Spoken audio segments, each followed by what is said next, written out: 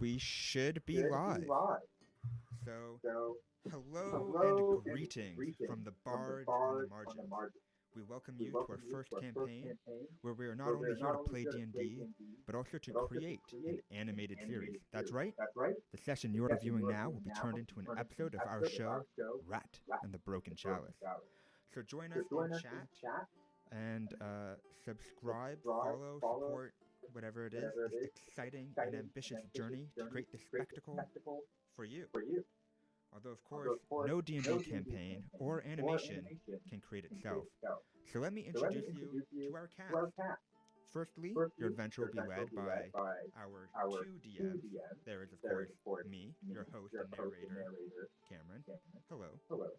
And also joining me in the DM seat are the dice, those little geometric pieces of acrylic that rule over us all. I may describe the scene, the players may act out the action, but it is the dice that will tell the story. Now, joining us as well is our players and production staff. And so I would like to start off by introducing Dialia. Here, I caught me in the middle of sound checking. Yes, I'm Jordan. I play Dialia, the rogue of the group, and I'm the producer of the show. I make sense of all the mayhem. I did that without my microphone on, didn't I? We can hear you. That, you know what, sorry, Jordan was trying to simulate what it's like from Dialia so far down on her 2 foot 6? 11. 2 foot 11 height. Come on now. So that's why she's so far away from the microphone. We also have with us Emily. What's up? My name is Ray. I am the animator/illustrator of the group, and I play Emily, who is our resident elven sorceress. And she does magic. We also have with us our previously tallest member, Zekos. Oh, gonna rub the salt. I'm still very pissed about that.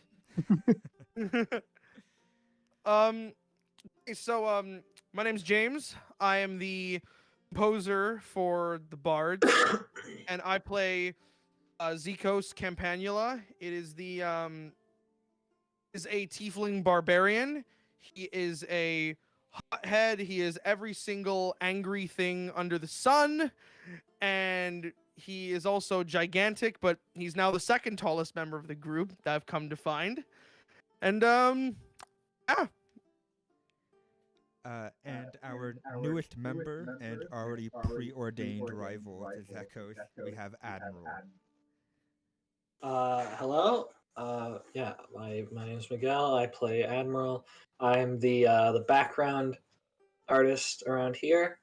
Admiral is from he's from a time long forgotten. He's a bit of an old man orc, or half orc, who is also a barbarian, here to swing around an axe and move ahead however he sees fit.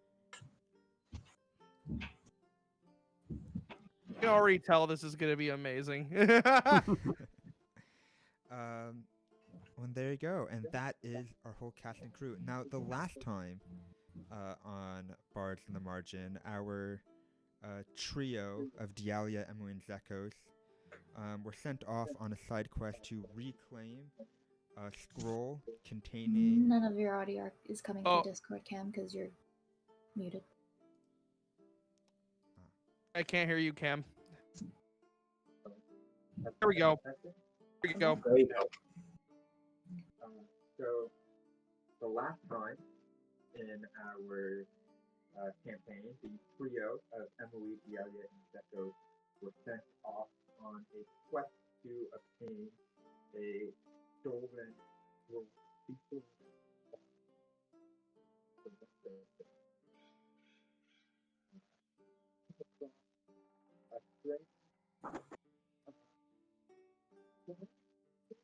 What does that creature say?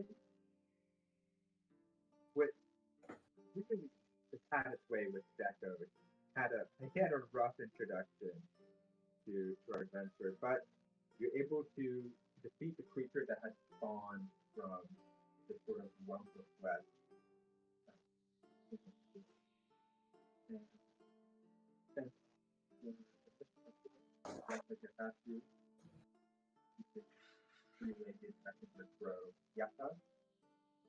And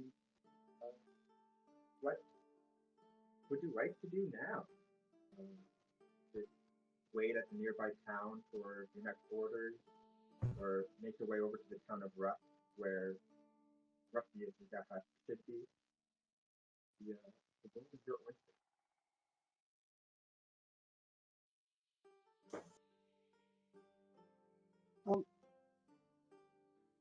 Well, sorry, listening to things 10 seconds behind. Does anyone know the town? I got a bag full of boom creature glowing slop. We might want to have someone investigate.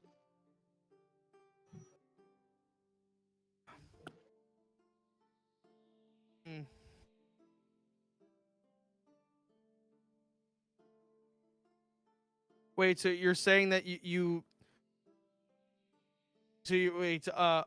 saying that you have like a bag full of this creature's like remains? Is that what you're saying? Yeah, well, after it died, a bunch of leaves and bits and parts fell off of it, and well, I'll show them the bag of stuff. Is it still glowing? Yeah, so it still has this soft sort of silver essence.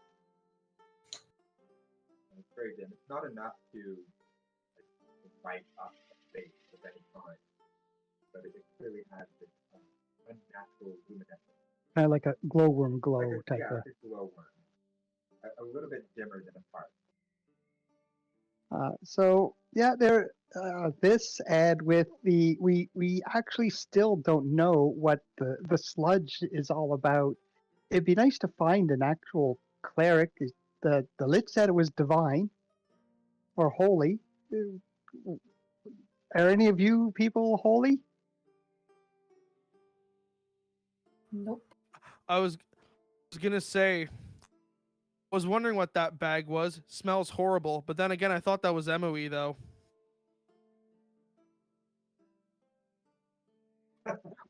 Moving on. Moving on. Because I do not have the energy for you right now.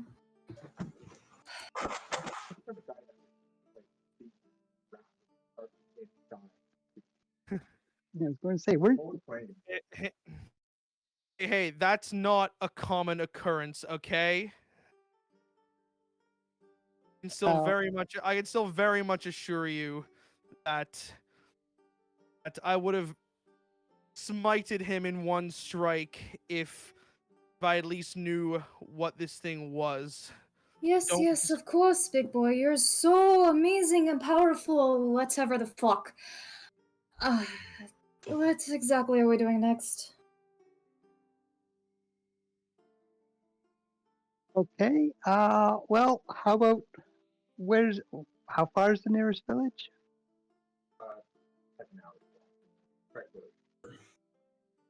Okay. Well, why don't we see what's there and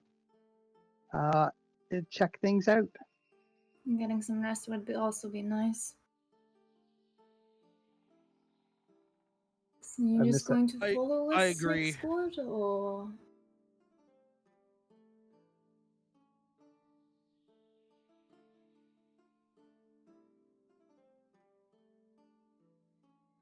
Is Snake Squad just going to follow us? Yeah, their Snake Squad is with you. So,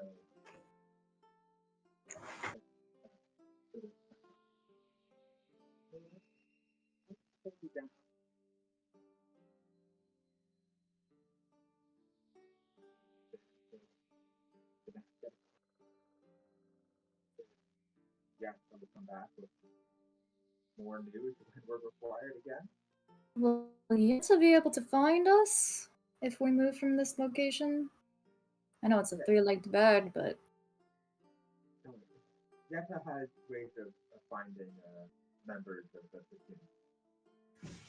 I don't know if that is creepy or very efficient. And I'm going to choose to think of the latter so I do not get creeped out by that bird. Yes. Yeah, this is news to me.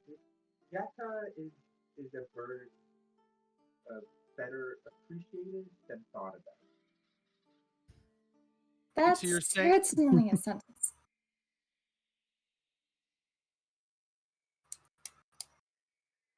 So we head to town then? Whatever. Yeah, we can head to town and, Zikos can get a bath here. Sure, we'll all appreciate that. Did you say to me, you little runt? That's not how you make friends, Zikos. And Emily's going to start walking. I sort of look up and I motion down to Zikos.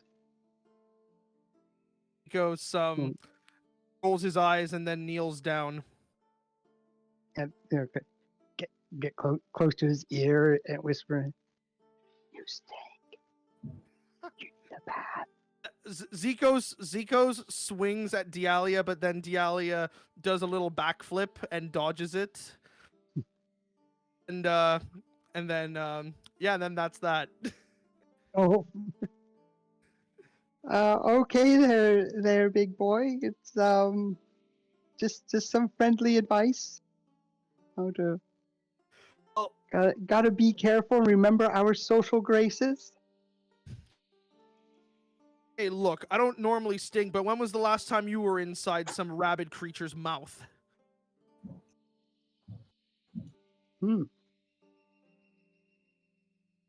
Actually, Yeah, you're like trailing back from I guess what 4 or 5 days ago, or so you make your way back to the town. Just straight at the entrance of the town. Come across kind of this sort of semi-elderly man, mid-50s or so. A deep bronzing tan. Got his farming pitchfork with him, and he's in a heated argument with this massive 7-foot something half-orc. And so, Admiral, why are you arguing with this local farmer? Hey, I'm just trying to find the old tavern, but it's not around here anymore. I've been looking for days, and he was just across the street, but he says it isn't here anymore. We don't.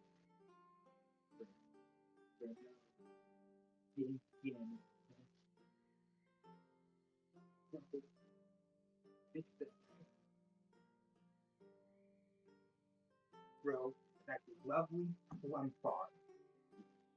Adventurer is what you see when you look at me. I am no adventurer, I'm a soldier, laddie. What is a soldier like you doing out in the middle of nowhere like this?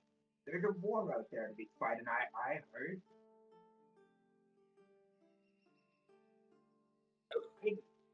Well, I was, and then, the war was around here, then I took a little nap, and, well, every soldier needs his rest. You need rest with the rest of the army. The rest, The army, they took their opportunity to leave you behind. Well, I had a rest, but it's a little bit foggy. It's hard. I had a few axes lodged into my back, I think. Difficult to say. It was quite a night. Sounds like Hmm. Sounds like to me is you do not need another tavern. Clearly you've had your fair share.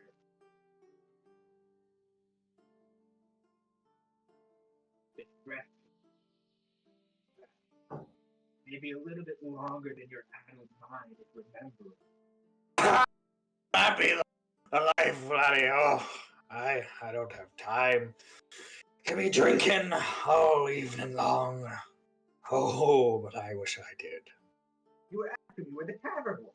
Yes, my tavern. Well, it's not my tavern. The local. Is this not Brixton's? The town of Brixton's?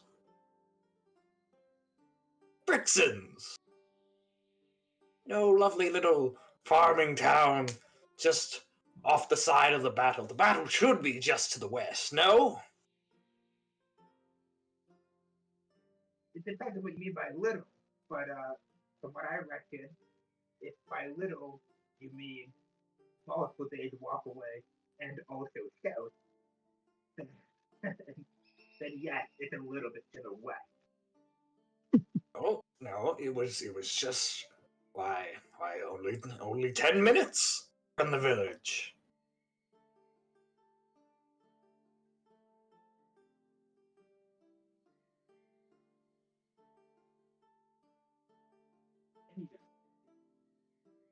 Here we go. One farm and tavern down the road on your left. With as a concerned citizen at this point, I started off this conversation quite agitated, but now I'm more just worried. Right? I would highly recommend not to have any drink for at least a couple days. I think you need a little bit of detox, my friend. This is coming from someone who worked at a plum farm. All right, we know a thing or two about alcohol. Better get myself detoxed than having a few plums, eh? I'll see you there at the tavern there now. It's to the left, was it? Thank you, good citizen. You have a good day now. One man sort of kind of like opens his mouth as if he kind of was fine. Eventually, he just sort of gives out and says, "You know what? Not my problem." Admiral and then he turns has... around and immediately sees, Rat Squad and Snake Squad. Oh God, not another. Yeah. At this point, Admiral has already begun very confidently walking down the road towards where he assumes the tavern is. Squad, you're now confronted by the older man. You know what? Don't even want to know why you're here. I have We're just going to ask about where the nearest town was, the direction of it.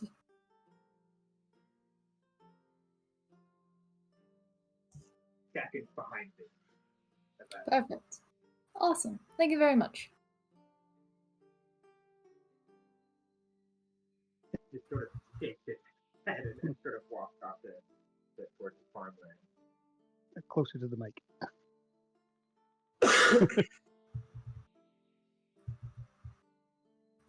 So, you're all at town. Admiral, did you manage to find the tavern? Nope! So, the Rat Squad and Snake Squad are just kind of on the main road. It's like very small, quaint little town. Maybe like 5 streets total. It's really just kind of a collection of residences for a farm. That's not full village.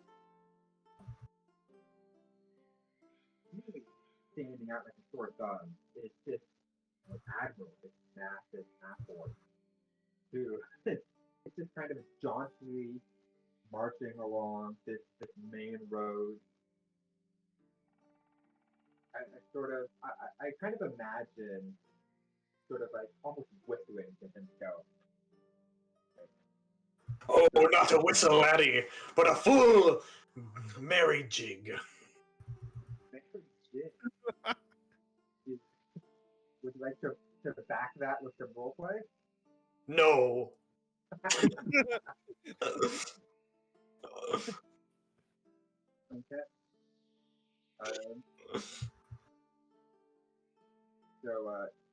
Snake Squad to sort of look at this massive man. Goes, you know what? He doesn't look like he's here for a fight. That's good enough for me. I'm done for the day. Honestly, I think I've been up like more than 24 hours at this point. I'm getting a drink. They kind of just make their way into the tavern, ignoring that.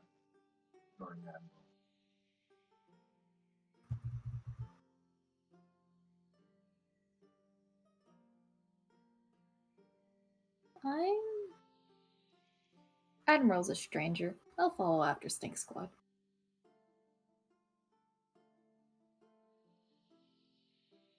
I'll lead George in the town as well. I'll ignore. The drunken old man stumbling around. Yeah, kinda. A 7-foot-tall half-orc drunken old man with like a great axe hung over his shoulder. I imagine he has like really old, worn-out military garb as well. That'd be correct, yeah. Yeah, he's still wearing his armor too, which is just so loud and clanking constantly. and totally out of date, by the way. Just incorrect insignia and crap.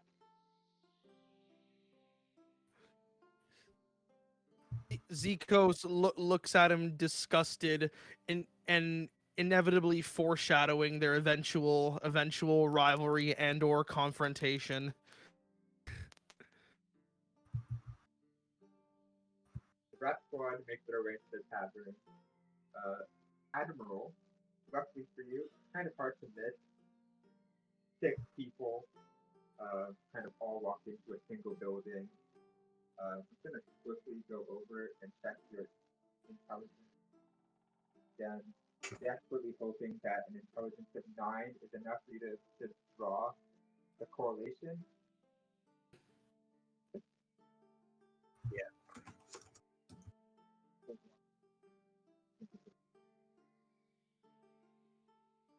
Yeah, I just gotta do an intelligence roll for that. Let's see how that goes. Okay, I got a 15. There you go. In the character sheet, Yeah. you can just like mouse over the 9. Oh, I see it. I can drag it into the chat bar. Gotcha. Oh, nice. 15 though, that definitely happens. Right? Super small, like basically just a residential area. 6 people walking to a single building. Probably whatever this town equates to a tavern. Here. Which, upon anyone except for Admiral, very obviously a tavern type store. It is the only building in the entire town that's not just a house. As you sort of enter, you're all kind of at the entrance of this place. It is really fancy for how small and quaint of the area. You have a whole bunch of sort of like these grapevines off of hanging tops, hanging off of sort of the vaulted ceiling. These massive barrels of wine lining the back wall. It's very kind of warmly lit. They actually have, it's kind of like in the open, these massive barrels with like little children, like open kind of containers, little children kind of stomping on grapes there while their parents are off to the side, distilling the liquid.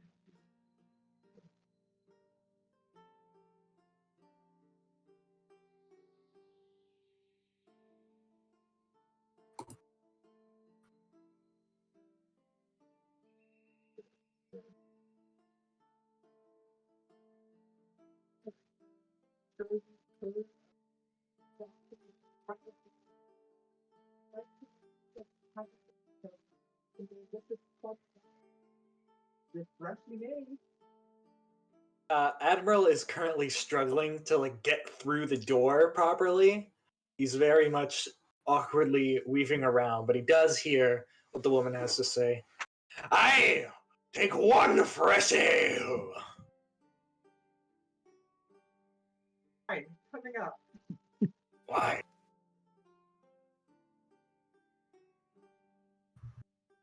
She goes to kind of grab like a little like dainty little goblet, then it's back at you, and then Ted grabs like a big giant pond, and then fills it up with some of the plum wine like they had just squeezed.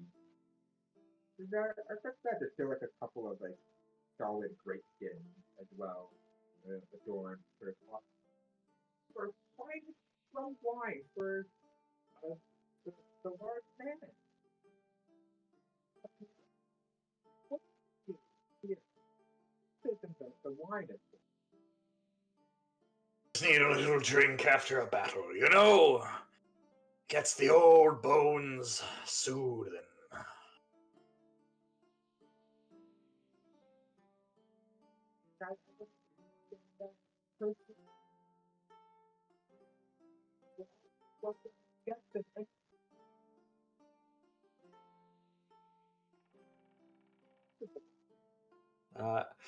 Admiral takes a seat, like at one of the tables, which is too small for him. He almost breaks the chair, but it manages to just barely hold his weight. And then he takes his drink, takes a swig of it that's just half the entire mug, puts it down. Hey, what sort of ale be this? Plum wine, as mentioned. Why? On the signage, what the town is most known for. Why? It's truly wonderful, isn't it? Honestly, it's a much more elegant choice than a mere ale. This here's got liquor in it? Of course. Well, it'll do then. Thank you, young missy. Oh, she. The woman sort of blushes at being called a young missy. You make a woman blush. Here, have some more plum wine. And she kind of pours it for you, and looks over to the rest of Rat Squad and goes, and the rest of you, would you also like a nice drink to parch ye after a long travel? You've all seemed like you've had quite the adventures yourselves. We've had quite the day. A cup, please, for me. A glass. Zico says, have one too, and then under his breath gestures over to the Admiral and says to either Dialia or Emery or whoever, says, I'll have one, but this is my only one. I don't want to end up like that guy over there. A couple of the other sort of people working on the distillery line kind of look over to Admiral. They don't say anything. You can see it in their faces that they appreciate your gesture. But the dwarvish lady, she's just happy to hand out drinks. Goblets for everyone. Filled with nice white wine. She sort of looks over to Dialia and goes, and what about little missus? Would you like to try maybe just a small little taste? Do you have any juice? You have plum juice? I'll try plum juice then. Is it good? Oh, it is only the best. Right? I mean... Okay, plum juice. So I'm thinking prune juice in my head and wondering how. But no, plum juice. Okay, plum juice can maybe tolerable. You're out of character, but you're showing your age, Jordan. Yeah, I want some prune juice. I just said I knew about it. Not that I take it daily or anything like that. I kid, bud. So the dwarvish lady kind of goes to a separate kind of container, a smaller little barrel that occasionally some of the children that get tired from stomping on the plumes on the plums and the grapes and different things, they'll go and get themselves these little like tiny cups. And she goes up like a very small thing, small even for you, Dial. It would be like a half cup for you. And just sort of hand it over. A nice, wonderful little plum juice for the adorable little Missy. Kind of like goes to squeeze your cheek, like she reaches over. He just, as she reaches over, she just pulls back like a half an inch away from her finger, just. And as the Alia like slowly like leans back to get out the woman's sort of hand, just keeps going as well. Oh, okay, then I'll dodge underneath it and move over to another chair. I apologize. She does not like being touched. Oh, I see. That's okay. You're shy around strangers. That's fine. Here, have It's also just personal space. Yes. Oh, of course. I'm sorry. I'm very, the nosy little local folk. A larger stereotype goes. A larger cup of juice will make up for it. Of course. Well, why don't you finish that, and then we'll see if you want some more after. Okay. I'm looking around the bar for flasks of juice, and okay, we'll do that then. Okay. The woman kind of like eyes everyone a little bit awkwardly, and then just kind of backs away without using eye contact, and then eventually gets back to the distillery. What time is it, ish? So it is about early morning now. You haven't had a rest since your last fight, which had happened around midnight or so. Mm-hmm. The sun is kind of like beaming over now. I look over at Snake Squad. So, are we staying in an inn? Are we camping? I'm not great with crowds of people. I mean, don't make me tell you what to do, but I mean, I'm staying here. I mean, they haven't asked us about like any form of payment yet. Look at all the wine. Hema is like already kind of like her skin's a little bit flush. Her orange flesh is like a more like a deeper red now. It's 9 in the morning. I just fought a giant, maybe space monster. Okay, I'm allowed wine. Darling, you're allowed wine. However, you should be. What would you do if Yetta returned and gave us orders? I mean, like Yatta can only fly so quick, right? I mean, it'll be at least a day or two. Well, don't drink too much when you get a hangover. Yes, all right. Look, Emily, maybe when you're a little bit older, you learn to have more refined taste. You'll learn to appreciate a nice drink, a nice relaxation after a hard day's work. It's something worth cherishing. From what I know, every day is a hard day. I mean, we're in the gosh darn military. Made a little bit less hard with a nice drink. I feel like that leads to alcoholism. We're in the military, honey. All right? Alcoholism is the least of our shit. The moment alcoholism begins to be talked about, Admiral starts slamming his hands on the table. Oh, jeez. This guy Glances knows it. Zico, as the Admiral does that, Zico's, while he's, sipping on his drink, being the grumpy man that he is, immediately just like looks back at the Admiral and just kind of like gives like the shut the hell up expression, like with his hands almost to his ears like this. It is hard to tell through through Admiral's helmet, but his helmet already looks like a smile at all times.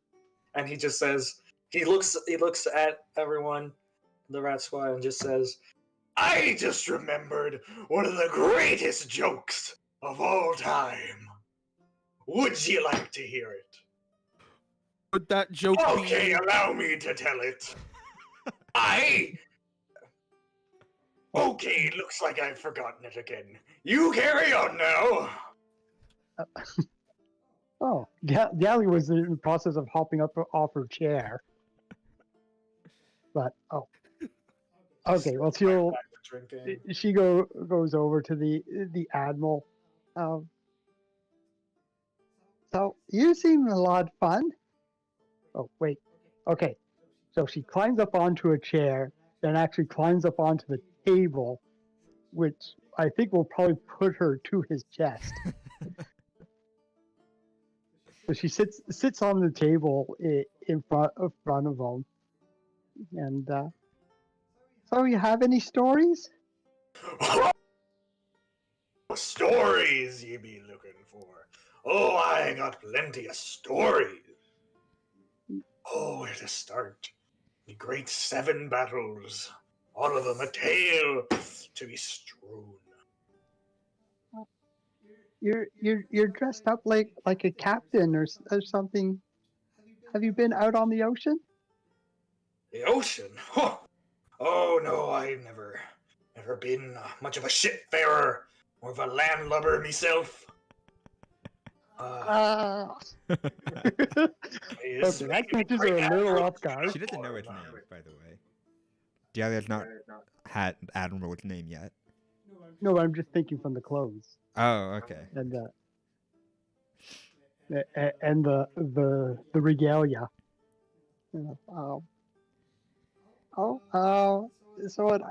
you're in charge of an army? Oh, charge of an army? Oh, that'd be a bit of an understatement. No greater force existed in the world. Or, I'm not quite sure where they are at the moment, but there is no greater force, and I lead them into battle each and every day. Oh, what battle was this? Oh, what was my most recent battle? When I won my last medallion. Yes, the great battle. The great battle of Strathenberg. Oh, I don't know Strathenberg. Which medal? What are the medals you have on? You've never heard of Strathenberg, the bank capital of the world? You went into battle with a bank? No.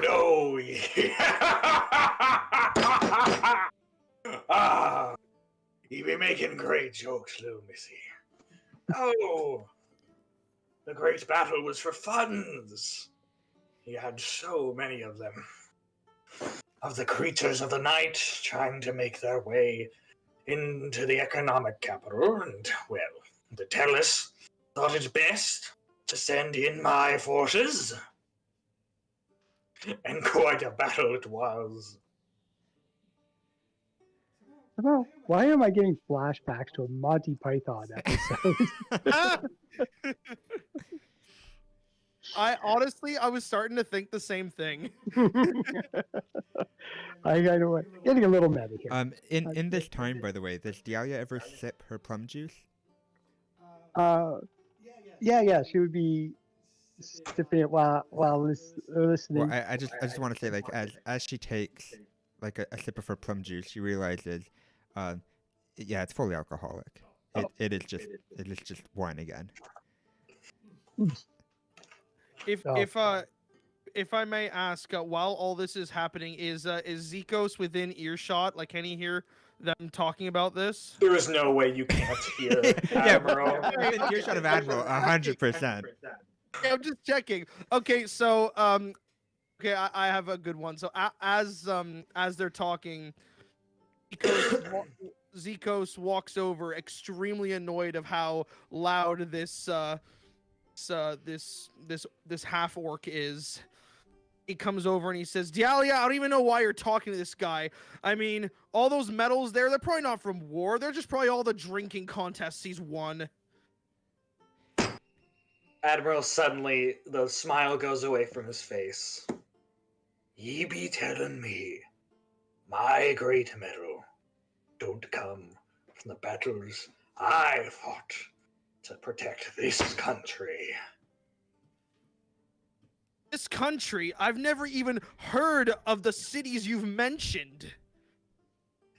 Well, that's what I get for teaching with the kids these days. Never teaching them about the entire world. As kind of like the tension builds between Zekos and Admiral, sort of Hema from Snake Squad, a couple like tables down, kind of abruptly stands up and she's like, "Did I hear drinking contest? Drinking contest? Yeah, drinking contest. Mistress, get us some more wine." Oh God. Yeah, Admiral is completely like distracted, immediately loses his train of thought from before. Now his attention is completely on having a drinking contest. All right, who's in on this contest? Dialia. Oh no. Dialia. I was actually gonna say, Zikos looks around, looks at Snake Squad, looks back at Admiral, and says, "No, I won't." He goes, "Ugh, I would, but I wouldn't want to stoop down to your level." Goes to walk away, just sees Snake Squad all like lined up behind him with big grins on their faces. Hey, have a good day now, he says to Zikos, just completely like friendly and nice, not at all bothered. Oh no, Zikos isn't walking away. Like I'm trying to goad Zikos into the drinking contest. Oh, okay, gotcha. Snake Squad are like kind of, I go to walk away. Snake Squad's like with big grins on their faces. They're all blocking me. Gotcha. Oh. Hema kind of like looks at Zikos knowingly, and she goes, "Oh, Zikos, you're not trying to run away from the contest because you're afraid you'll lose, are you?" Ugh. Right then, and Zikos kinds of, with his big boisterous voice and his desire to please, says, "Do you people in here want to see a drinking contest tonight?" Yeah! It's like only you guys, by the way. There's no one else here other than like the workers. Also, isn't it like early morning? Yeah, it's like really early in the morning. Hey man, it's never too late for a drinking contest. Never too early. So yes, Zikos addresses at the even though if it's not a lot of people, addresses who wants to see a drinking contest, and he goes, "I'm not gonna," and then he just under his breath is like, ugh. But he's like, and Zikos is secretly like kind of insecure. He's like, "I'm not gonna lose this guy like I got thrown around by that rabid creature earlier." Yeah. So what are we gonna do for this? Are me and Admiral just gonna roll for something to see who downs their drinks or something like that? Well, who's getting involved in this contest? Zikos definitely. And we shaking her head no. I mean, Admiral, I'm assuming you're in on the contest as well. Hema is going to take part in the contest. I think the other Snake Squad members are happy to just kind of stand by and watch as well. Dialia? You getting in on this? Dialia has disappeared. She's not getting involved. Out of this, and is actually moved into the chair beside Emily, and she probably hasn't even noticed yet. All right. I have a question for you. Does George get in on the contest? Oh, no, George is the just dog. kind of propped up in the corner, sort of just looking around, kind of excited at all the noise, but has no clue what the hell's going on. Yeah, in that case, rats drink alcohol. is Shoot, I forget your rat's name. How could I? Scraps? How Yeah. could you? Is He is a good boy. Scrap's gonna sneak into to a little goblet of wine. Just jumps into like the goblet like a pool. So gross. A wine drinking contest. Oh, the headache. No, Emily would not allow Scraps to have alcohol. He is too young. All right, Bill so doesn't know what wine is. Zikos and Admiral, I'm gonna have you guys roll a Constitution saving throw, All right Okay. then. if you can, and I'm gonna roll one for Hema as well. So can I go now? Yeah. All right, come on. Ooh. Ah, it's pretty good. Admiral, you are not doing so hot there. All right. So with a roll of 5, how far in do you think Admiral gets before you start slipping on the chair? This first drink, because he's already like, correct me if I'm wrong, he's already pre-drunk, right?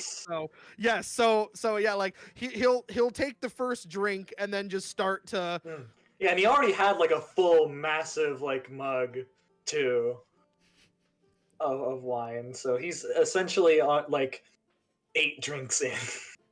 All right. So while kind of the three of you, Hema, Admiral, and Zikos, you're having your drinking contest. Admiral already kind of slipping behind. Not in pace. I imagine Admiral is still keeping up in the number of drinks, but his degree of sobriety, which I think for you He was already halfway there. is sobriety works a little bit different, I think, for Admiral, if I remember correctly. But you're still feeling something going on. But meanwhile, Emily and Dialia are just kind of off to the side, bearing witness to this. What are you doing in this interim? So I look to Emily and well, you know. Jesus, you fucking scared me. Okay, I'll cough next time. So this place kind of went a little bit to crap quickly. Shall we go and try to find someone to maybe talk about the moon stuff? I suppose. I mean, unless we want to watch a bunch of buffoons get drunk at I just don't 9 know o'clock about, in the morning. I just don't know about getting normal citizens involved in that type of thing. Well, we like- can just ask if there's a church or priest around. Sure, I'm down for that. Maybe we can also figure out if there's an inn. Get some proper rest. All right. Okay. She leaves the glass of wine behind. It's just like a wooden cup type thing. It's not glass. That's Okay. true for everyone, by the way. There's no glass like at all in this building. okay. W- I don't know why that's what I was picturing. So No, was that's thinking, far like, too fancy for a place like this. The windows in this place are just kind of holes in the wall. okay. I mean, they're like adorned with plants and vines and things. It looks nice, but it's not rich. It's fancy, just not too fancy. Yeah, it's homely. It's a very Okay. homely place. Well, I guess I'll look for the matron of the Yeah, the sort bar. of the children have kind of been like told to leave the premises at the time, and you kind of have like the group of workers here all off to the side, part stunned, part impressed. And the matron is like the only one there who like she's just so happy to just see people enjoying her wine so much, right? She's just ear to ear, and she kind of sees Dialia approaching, and she goes, "Oh, hi there, sweetie. What can I do for you? If you're worried about your daddies. It's okay. I can help take care of you for the day, and they'll be fit as a fiddle tomorrow for sure. I have to do this to everyone, don't I? I motioned to She's a dwarf, right? She's only like 4 feet or something. Oh, she's only 4 feet. Yeah. So she still has to bend It's like, down. yeah, she does. But it's like a normal child, adult type thing. Okay, It's not like a super dramatic. I whispers here.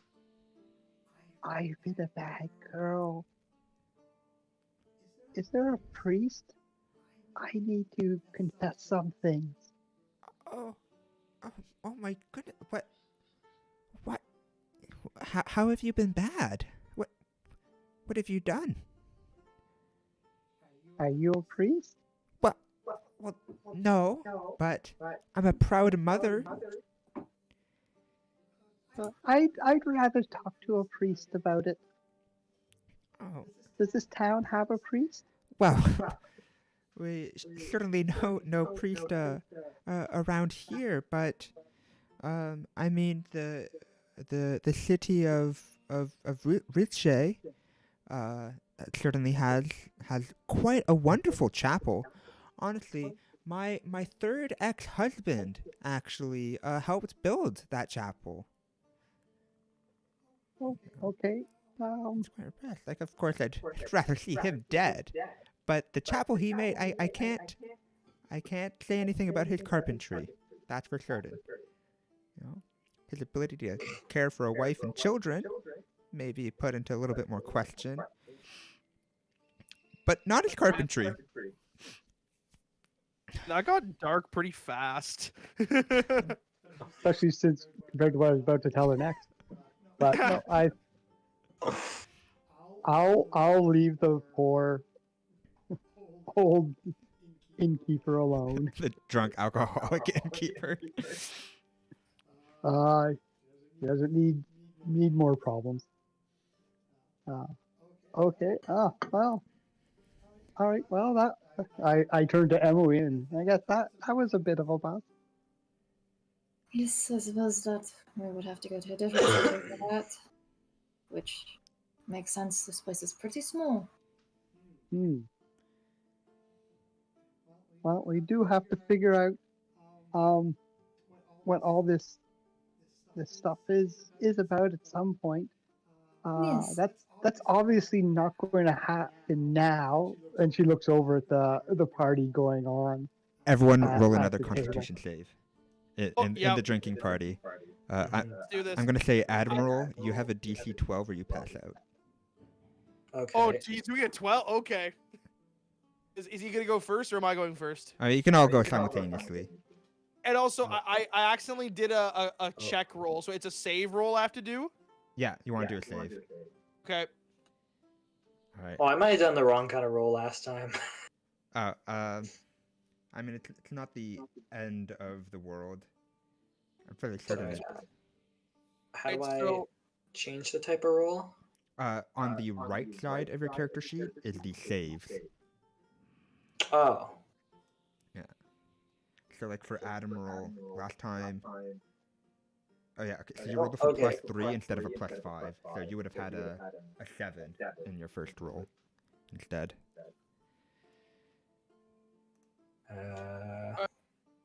I'm just gonna roll the die because I'm being a bit dumb right now, and I don't want to delay things.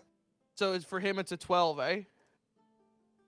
Yeah, you want to roll a DC 12 or. Oof. And then mine. What was managed to Oh shoot! I'll let you decide, Zikos, what getting a 12 exactly Well, means. wait. Isn't he supposed to roll a Constitution? He rolled a D12. I didn't roll a d12. No, you rolled a D20 plus 3. Oh, No, Admiral. Admiral did. Yeah. did well. But did I roll the wrong thing? Yeah. Oh, you said. Oh, sorry, I misinterpreted that too. You said if he gets under a 12, he passes out. Yes. Yeah. You want to roll a D20. Oh. Okay. But then add your Constitution modifier. yeah, add your Constitution modifier, which So- for you, Admiral, is I think it's like a +5. Oh my god. Wow. For a save, right? Okay. And if you roll under 12, How's you it tank? pass out. So Zikos, you Nat 20. oh my goodness, you were falling behind in that contest, but you really you broke it through at the end.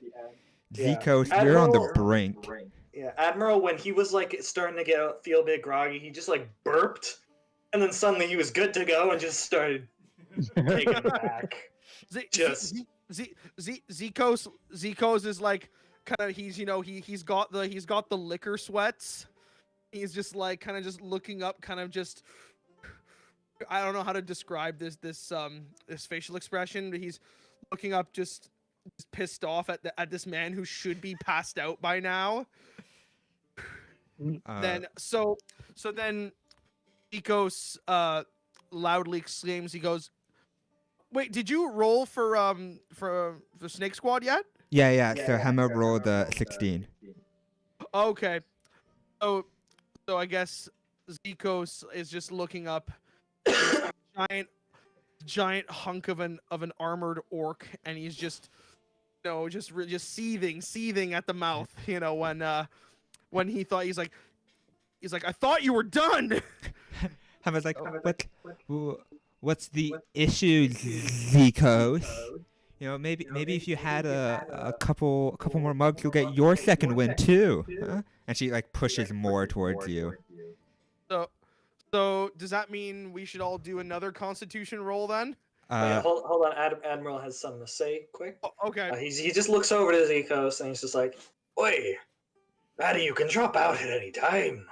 You don't look like you're doing too good there." Ooh. But he says it in a very friendly, fatherly way. Like he's just very. No, but Zikos being Zikos, he's gonna just take that super personally and just be like, and then he's like, it just goes, "Over my dead body, old man." And then Zikos just like downs another mug. Downs another. Yeah, downs another one just like that. All right. No, he downs it, not even breaking eye contact, just. Half doesn't even make it into his mouth. He's more just trying to be impressive than actually successfily drinking it. Yeah, exactly. But I wanted this cutaway to just be a bit of a snapshot before we go back to Emily and Dialia. The I actual do want to plot. call over. I do want to call over the innkeeper though. Okay, the innkeeper comes in. She has like more wine. She's like, it's not too late to join. I'm quite alright. I'm not much of a drinker. Oh, that's fine. I I'll did have it want to myself. Yes. I did want to ask. Did you see anything strange or abnormal last night? No, not at all. Nothing of the sort. Why do you ask? Something strange happening? I know. Jason down the street got ravaged by wolves last week, but other than that, just another day. Another normal day. Ravaged by wolves? Do you have a wolf problem in this town? I think they were dire wolves. I'm not quite sure. I feel like that is worse than just regular wolves. Well, it's how life is out in the rough outside. Those city folk, they don't really understand what we have to go through here to get them their wonderful plum wine. And she kind of unsubtly, tilts the mug back towards you in a silent offering. I'm alright. Okay, she drinks that mug as well. I'm assuming, do you have rooms in this tavern? Is this... Oh yeah, of course. I mean, like, we don't have like a formal type thing like you would in a normal tavern, but like I've place for a couple of people to stay. If you want to rest the night. Or day. Probably for the day. Yeah, of course. A friend of my drink is a friend of mine, as I like to say. Of course. It was much appreciated. Yeah, it kind of looks a little sideways to that. But no, a room would be nice. Of course. Is there anything I can do for you? Anything I can get for you at all? Do you have food and drinks other than plum wine and plum juice? I mean, yeah, we have a bit of you get. You have water, just water. You want to drink water from out here? Well, I mean, I can mix some water with some wine a bit, but otherwise, I wouldn't feel comfortable poisoning you. Jesus.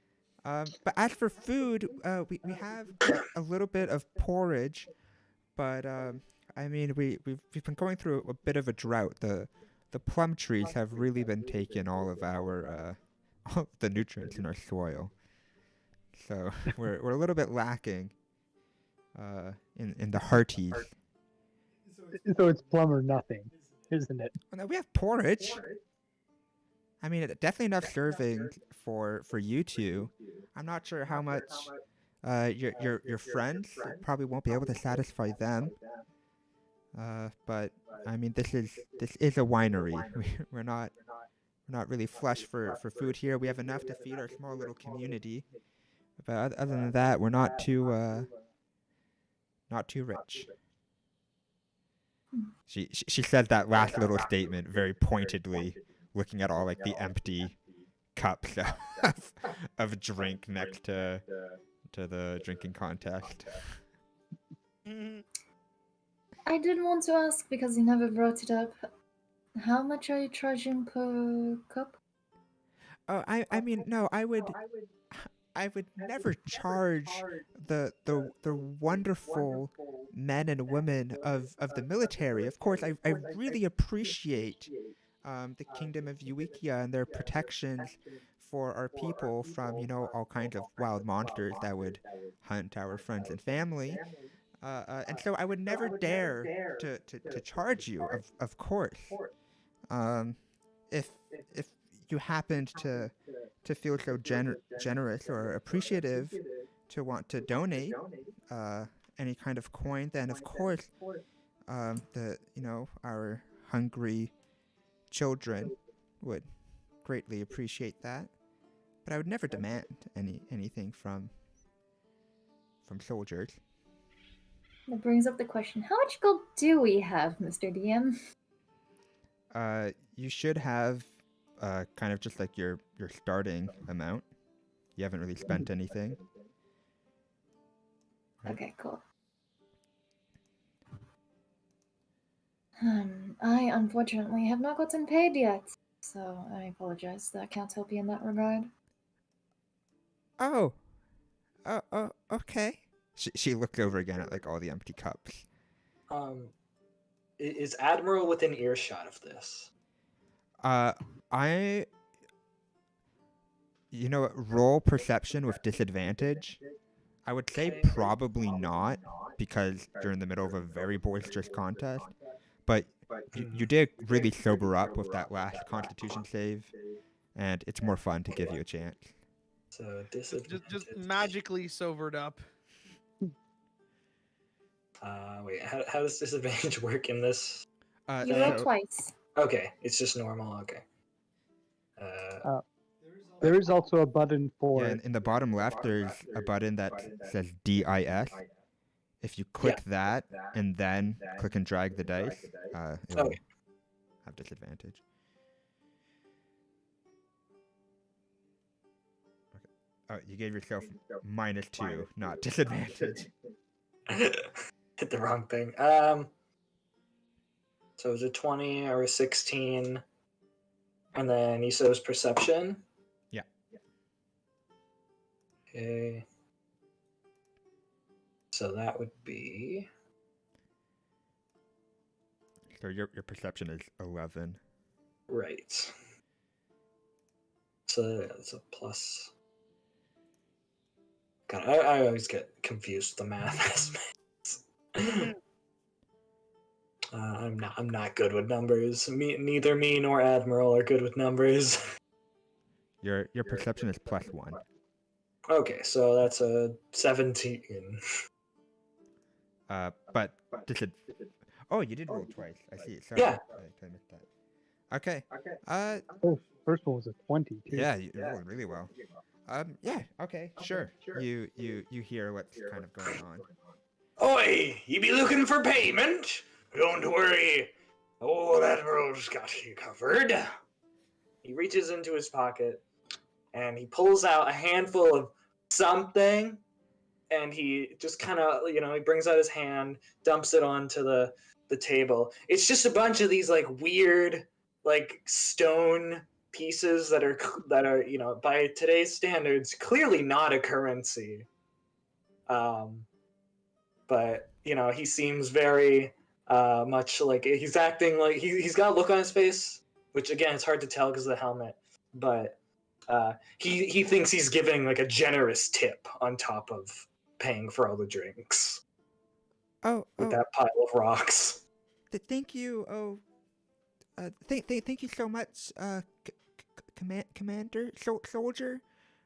Admiral. Admiral, thank you so much, Admiral, for your wonderful generosity. We greatly appreciate what you do for this country and its people. And she kind of like grabs all the stones and looks at it, like really unsure, and kind of just walks off to the side and just kind of lets it like drop onto the ground. And there's plenty more where that came from. And then Zikos frustratingly goes, "Hey, quit being distracted. Finish what you started." You can't finish, laddie. It's a drinking contest. It goes till one of us drops. And that person will be you. Well, I like it to be. The matron looks back to Emily, and she goes, and like the smile on her face is really strained. And she goes, "There's no charge." Right? Drinking all this poor woman's freaking wine. Anything else I can do for you? What's Nala again? Pardon? Nala? Naya? Naya. The Yes. What is she again? She was a gnome. Sorry, Snake Squad. Hema. Hema. Oh God, Hema. Yeah, Naya was the gnome of Rat Squad Yes, from right. before. Hema is a tiefling. Tiefling. So I'll tug on the matron, the woman's dress, and point at the tiefling has money. Ooh. Oh, I see. All right. Well, thank you very much. I'll make sure to speak with your mommy once she's more cognizant. Hema, who like kind of half hears the conversation off to the side, she's like, "I cognizant." And she grabs like another mug. It's like, "Oh, I'm good. Another." And then she passes out. Oh, so now it's just down to Zikos and the Admiral then. Yeah. And with that, I think it is now time for me to bring up something that was already approved by the DM, in that thanks to a certain something about Admiral's body, he can't actually be intoxicated. He just drinks for the taste. What? He was feeling groggy earlier just because he was sleepy. What? So Zikos is in not gonna work. trouble. What a twist! I mean, Zico still doesn't know this yet, though. So you... Because so I guess in that case, then. Well, okay. Well, in that case, like, what should we do? Then should we we do another Constitution roll? Then would in in the Admiral's case, if he rolls less than like a 12, would he like fall asleep or something? Well, he wouldn't be forced to. Okay, I'm trying to figure out what we're gonna do from here, I guess. I mean, it is just eventually you will lose. Yeah, fair enough. I figured I'd let the contest go on a little bit. Just to put I feel like Admiral, like, he didn't even go into this with the intention of scamming Zikos. He was just like, he's just having a good time. Like, Yeah, he's just chugging drinks wanting to down. drink with some what he thinks are nice people. Yeah, and Which he thinks everyone's nice people. And Zikos is like trying to like literally he's just trying to like come back from his like humiliating ass kicking by the moon tier. So he's trying to get like his ego back. He's really determined to prove something. Exactly. He has something to prove, but he doesn't know this this old geezer has a few tricks up his sleeve himself. All right. So I'm gonna go back to Emily and Dialia one last time to see if you guys want to evolve the situation anymore. This has been like an hour in yet, and this has been entirely improv. This has nothing to do with the session. Oh. Fun though. Delia. Well, yeah. You know what would be incredibly funny? Besides, well, I'm not sure if I find watching a bunch of people get blind, stupid, drunk overly funny. I think Gally is very impressed with all this situation. Okay, what would be funny? If we eventually got Arlen to pay for all of our drinks when we meet up with him again. Oh, okay, now that's a fun idea. we can get a little writ from the matron. Hmm? And put it on the Yatagratsu's tab. Mm-hmm. And then we don't have to worry about paying them, and they are happy for our patronage.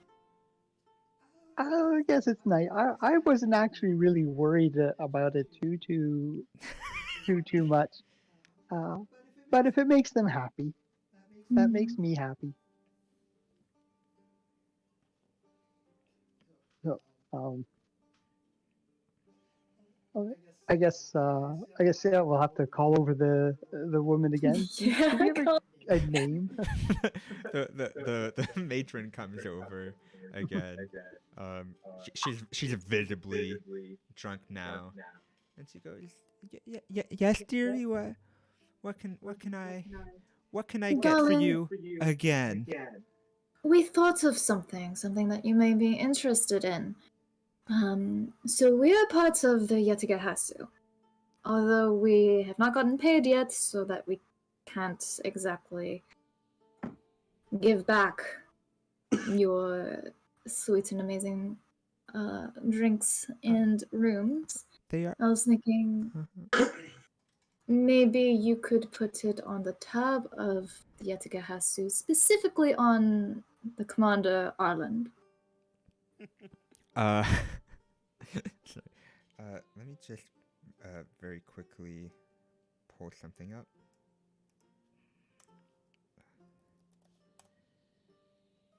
So, Katari, who is also part of Snake Squad, has not been participating in any of the drink, kind of hears your conversation, and kind of walks over to you. He's like, Arland is a paladin. So if you put the payment on his crest, he is obliged by his patron church to pay.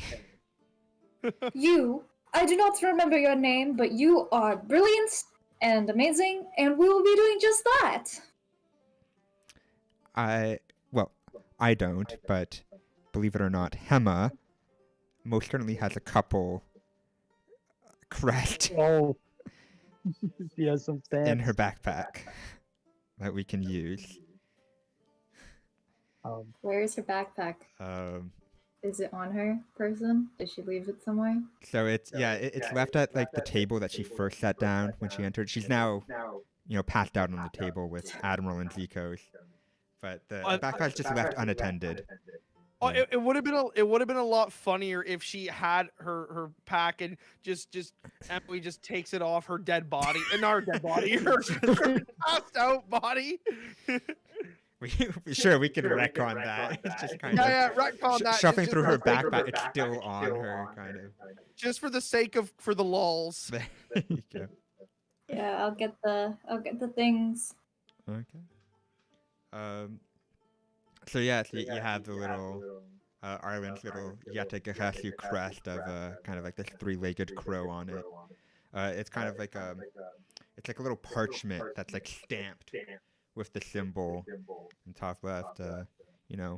Usually used for noble signage of important estate documents, but can also be used for bar tabs. For bar tabs. Yeah. Well, it's the medieval form of a check. Yeah. I'll look at the person that had come over from Skate Squad. I don't remember their name. I feel like that's canon that you don't remember their name. Admiral is never going to remember anybody's names. I don't know how to do this. Do you want to do it? Yeah, of course. Laurel, the third Snake Squad member, and also a cleric, is just looking away. She's not taking part in this. She's like, I don't need to know. Amazing. I don't need to know. Amazing. Cartery pulls out kind of like a ink and quill, and kind of starts legislating in kind of like this very regal, formal text of like, I, as a representative of the Yatagarasu estate, hereby declare full payment and patronage of yada yada yada. Right. You should specifically say Ireland so that he cannot put this back onto us. Of course. I mean, Yes. and so it is done. You have now just completely offloaded your bar tab onto your commanding officer. And then when he is all like, "Oh, why did you put all this onto me? Like, I am the one who pays you." We could just say, like, it's because you hadn't paid us yet. That is true. He did forget to pay us. Exactly. He did have, half or a fifth of his, entire platoon killed off in a major squad, but that's no excuse. Well, We should still be the thing is, he had the salaries for them that he doesn't have to pay, so he has extra money. Oh my God, Dialia. Exactly. Laurel in the corner just like covers her ears. I'm going to bed. I don't care how early it is. She's just walking off. Do you want to bring your party member upstairs, or should I? She's passed out on the ground. All right. She starts just dragging Hema. It doesn't even lift her up completely. Just kind of drags her off away. Amazing. Okay. What was your name again? The cleric or the elf? The ranger. The elf ranger is Katari. Or Katari. Perfect. Katari. How do I say this in Emily's accent? I'll figure it out. I like you. You are brilliant and extremely smart, and we'll be great friends. Well, if you ever need somebody else to pay for something, that's not me. I got you covered. make an island, always and forever. We are Snake Squad. it's in the name. Oh, Snake Squad and Rat Squad teaming up. Snake Squad are being snakes. Okay. So I think eventually, Zekos, you are. Describe to me the moments leading up to you passing out. I have a feeling you are just going to go till you pass out. You're not going to give up, right? Yeah, no. With the shocking revelation that obviously Zekos doesn't know this yet, but of the Admiral special condition. What I'm thinking, so kind of just gonna go backwards. So like when everybody is like kind of already heading to bed or whatever, I feel like Zekos won't even sleep in a bed. He'll just be like just passed out on the table the whole night. He's still at the table. Don't worry about that. Admiral's gonna carry him to a bed. like a baby. Just stomp his ego into the ground. No. It's like I haven't even gotten to the next day yet, but I just so the moments leading up to that is Zekos pretty much like staring at the Admiral and just thinking in his mind, he goes, "Oh, I can't take much more of this. This man is ghastly. He's an absolute madman, a beast." Then Zekos just like sheepishly looks at the like one more glass of cup, I guess, of the wine. And then he just like looks at the Admiral. The Admiral, I guess, like stares back at him with his like, he's all his cheerful kind of expression. And Zekos is just disgusted. So he's just like, and then he's like, same thing again, like, again, maintaining eye contact, drinks it, have maybe only like an eighth of the alcohol actually gets in his mouth. And then immediately just boom. It's like, I feel like the entire table like buckles a little bit as well. Yeah, like the entire table, like he almost breaks it, like boom, and then that's how Zekos loses the drinking contest. All right, and I want you to roll one last Constitution saving throw, in which we will find out if he can even remember any of this come tomorrow. What do I have to get more then? I'll make it a 13. Oh, wait. Did I? Oh, 19. Okay. Yeah, you rolled fine. Okay. So that means I'm gonna be very mad tomorrow then. Yeah. Not I think that's worse. Okay. So I guess Admiral, you're gonna carry Zekos off to bed and have a nap yourself as well, or are you staying up for more wine? No. He's good. He picks him up over the shoulder, of course. Axe over the other shoulder. He essentially picked up Zekos with one hand and then put him on his shoulder. Just grabbing him by the back of his shirt. Yeah. Puts his axe. All right. It seems like the laddie's had enough. I might as well call it an evening as well. You all have a good night now. Sorry. Actually, I don't know where the rooms are. Yeah, sort of MOE and all of like the other like workers there kind of all point a direction, and Admiral follows it, and as he does, they also like turn over and look out the window, and it's just like bright day. It's like good night. It's like the sun is just now like fully making its way over. I'll look down at the Alia and I'll be like, so a stranger totally just kidnapped Zekos, but I'm going to turn a blind eye towards it because it's not only funny, but Zekos is a little bit of a dick.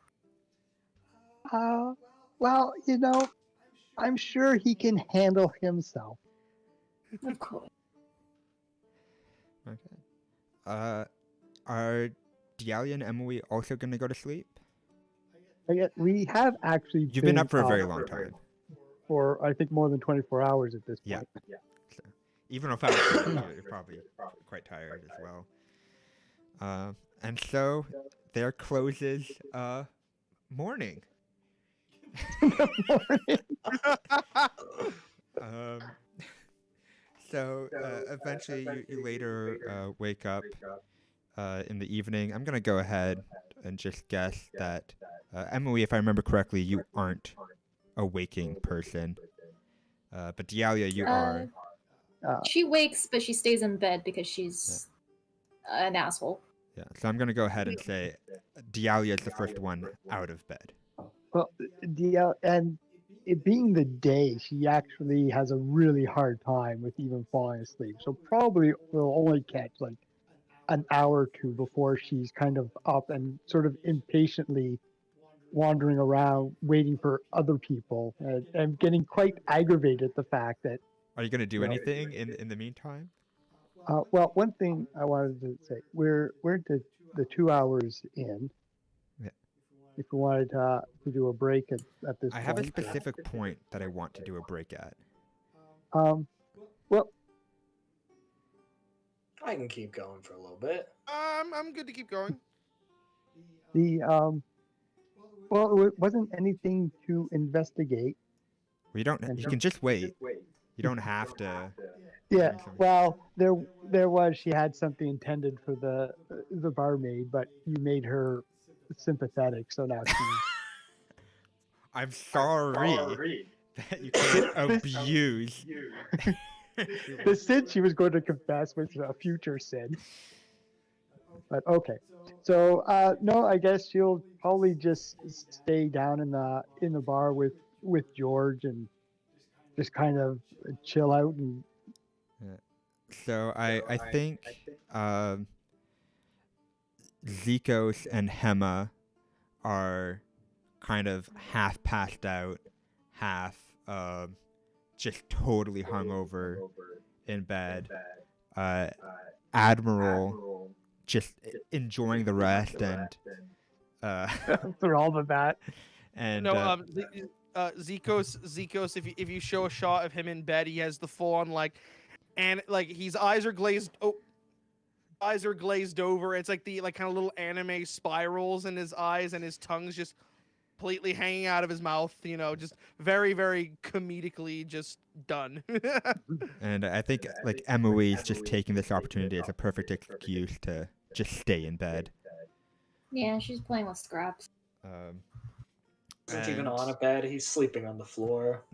But he's just having a great rest, honestly. Yeah, there's not even a bed large enough for him. Compared to the trenches, this is a very nice floor. But there is a window or, a gap in the wall, which Yatta finally arrives in. And it kind of waits patiently for a little bit, and then kind of... Caw. Caw. Good morning to y'all. Yatta immediately takes flight and flies away. And apprehensively comes back after a couple seconds later and is eyeing Admiral. Morning to ya, bird. Yatta kind of raises its third middle leg up a bit in a kind of a wave. Caw. And is this up in their rooms, not down in the common room? Yeah, it's up in the room. I'm not sure if okay. Do you go back, or are you staying in the common room area? There's going to be groaning and snoring, the breath, the BO. Zuko still hasn't had a bath after being ingested by a bog monster. So Yatta's gonna make its way over to Emily and kind of talon her. I was gonna say paw her, but it doesn't really have paw. It's kind of just pat. Oh, good. And Yatta has 3 scrolls, kind of tied, all onto that sort of middle leg with the little red ribbons. One with a seal of for Snake Squad. One with a seal like of a snake, right? One of a seal, of a rat, and the other one isn't sealed. It's just wrapped, closed. I'll take all 3 of them and then I'll look at Yetta and I'll be like, "Do you like scritches?" Caw. Kind of like does a nudge type thing, a bit of a nod. I'll give Yetta scritches. Kind of as you scritch Yetta, it's like middle leg kind of like kicks a bit. Excited with it, leans into the scritches. I don't know if that's cute or disturbing. Yeah.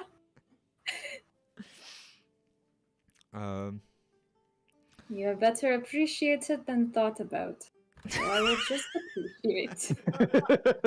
Ah! All right. I'll actually open all 3 of them. Including the Snake Squad one. Yeah. Okay. Yeah, and I'm just gonna skim through the Snake Squad one before closing it, putting the seal back on. Use mending to, make it seem like. Oh, jeez. Nice. Okay. Okay, yeah. So in brief, the Snake Squad one is just going over Snake Squad's new mission is that they need to infiltrate a gala in Synleas territory and assassinate a noble that's there. Cool. As for the unmarked scroll, it is a map of the continent of Plowsmith with the newly drawn borders. Ooh. So I have that. Is that being shared? Can everyone see that? I can see that. Okay. So the little dots on it, I have added as just those are markers of the places you have been. So those are little red dots are your little journeys through, and the blue surrounded in black that kind of like pops out of it is the changes to the border. Of anything. And the third scroll, the letter for Rat Squad. Hello, can I? Is there a way to zoom into the map? Because I'm having a hard time doing that. Yeah. Just roll the mouse So wheel. you can scroll the mouse wheel. You can also press the arrow in the top right corner to like fully zoom out. All right, here we go. Yes. Okay. I have posted the letter. I will also just straight up read it out. I think that's the easiest way to about. So the letter reads, "To Rat Squad. Immediately, I want to confirm any inkling of potential doubts you may have had and say, yes, the war is real, in full effect, and irreversible. The Synleas Empire has already begun pushing into Yuekian territory in the east, and it has been confirmed that they are entering through the Fort Brockwater Canyon. To that end, you and Snake Squad are very lucky to be avoiding the horrible demotions and punitive labors that the rest of the Yatagahasu must suffer through. And, due to the very odd scroll in your possession, things will stay that way. We will need to find a new druid that will be able to decipher the contents of this scroll. I have been commanded by Captain Clover to inform you of a druid residing in the Winged College of the Ladybug in the city of Clouth in northern Synleas, which you may seek out. The colleges themselves are officially neutral and are officially neutral in the war, so you should be safe once you enter its walls. Though, as far as the specific word choice given to me goes, that was not a direct command, and so I would rather suggest you visit Yuekia's own winged college of the Dragonfly up in Belmont. It would be a much longer journey, but I'd rather you not risk your lives unnecessarily. In the end, I am no longer in direct command of you, and so the decision is yours. I would recommend speaking with Snake Squad before making your decision, as their mission also leads them into Synleas. Signed, Arland Koch."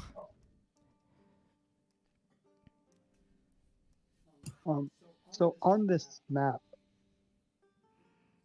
is there a mark for where the colleges are? the college is? Yes. So the blue dots are the colleges. You'll see there's one in the very far northeast of Uwikia. That's the College of the Dragonfly. And there's another one just below Fort Brockwater, which is the College of the Ladybug. I accidentally deleted a mark. You are basically right next to the moon tier on the map. Is your current location. Yeah, okay, I kind of thought so. Well, to be honest, it's actually not overly, not too much further to go up north.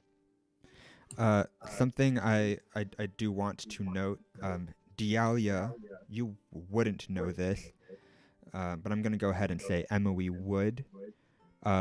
Infrastructure is kind of very rough and not fully established yet, so you couldn't walk a straight line from the moon tier to that border. You'd probably have to go straight to the coast and then follow the coast up.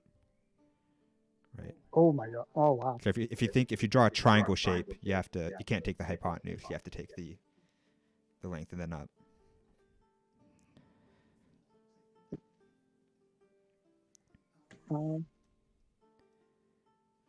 Well, to be honest, I don't mind going to Synleas. And also to note, currently Emily's the only one with wait, this information. Hang on, I'm not You're in the not room. even in the room. This is sorry. You're right. Emily's kind of like just laying in bed, one hand squitching Yatta. I imagine Scraps is just kind of like nuzzled into like the nook of her neck, and she's just kind of like half-dazedly reading this document. Do they have? Is there like multiple rooms that have been gotten, or is everyone just like in the one kind of? You're all just crammed into the one room. Okay, so Admiral's been just sitting here. Yeah. Just while all this is happening. I feel like George has like rolled up on top of Admiral. Well, I actually took George to the common. Oh, you took George? Yeah, Okay. I'm just hanging out with Right, George. never mind. You're probably more comfortable there, actually. Yeah. Admiral's just kind of sitting around and observing right now. Is anybody besides Admiral up here awake?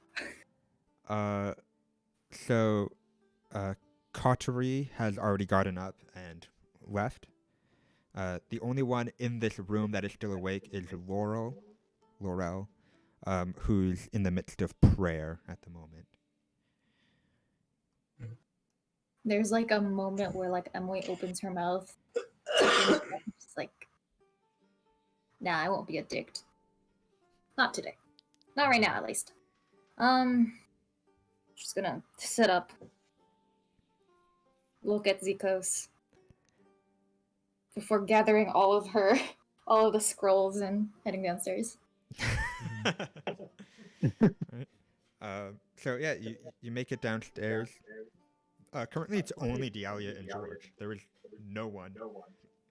There's no like matron or anything. It is just them, kind of in the room. Dialia, you did see Coterie wake up, and they left outside. So Okay. you're privy to that information. I had a Scraps on one shoulder, and hopefully Yetta would allow and stay on my other shoulder as I head downstairs. Yetta is totally amenable to that. It's kind of like nipped at your hair a little bit to kind of like nest it up a bit, kind of like puff it out, and then like kind of snuggled into a comfortable little groove. I love little guys. Yeah, I'll head downstairs. Not morning. Good afternoon, I guess. Evening? Evening. Actually, what Evening. time? It is evening? Okay. Still twilight, or is it actually dark? yet? No. I feel like mid-evening. So I'd be like just before twilight. Oh, okay. Sunset. Sure. When she goes downstairs, Admiral follows just because he wants to see what's going on. So she's like getting out of bed, walking down the stairs. Meanwhile, this hulk of a man is clanking down the stairs, still having not taken off his armor. But now he's just kind of curious as to what the situation is, since he hasn't. The birds were just kind of used as mail back in his day. Nothing too important. So he wants to know what's going on. He's just sitting around. I'll put the scrolls down in front of Delia. Delia, can you read? Yes, yeah, I can. Okay. Although you're right, it's not a common thing. It's medieval world. Reading is not actually a common skill.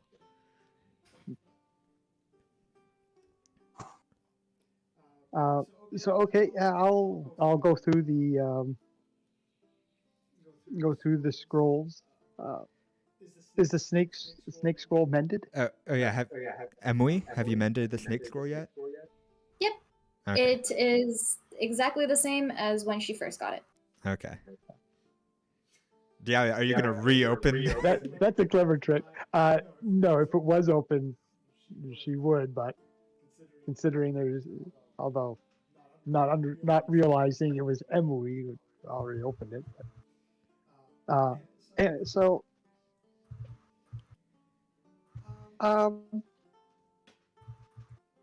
okay, well, consider actually Delia doesn't know. Okay, I guess I'll go back to my old suggestion, which was just, it actually doesn't look that much further to go north than to go south. Mm-hmm.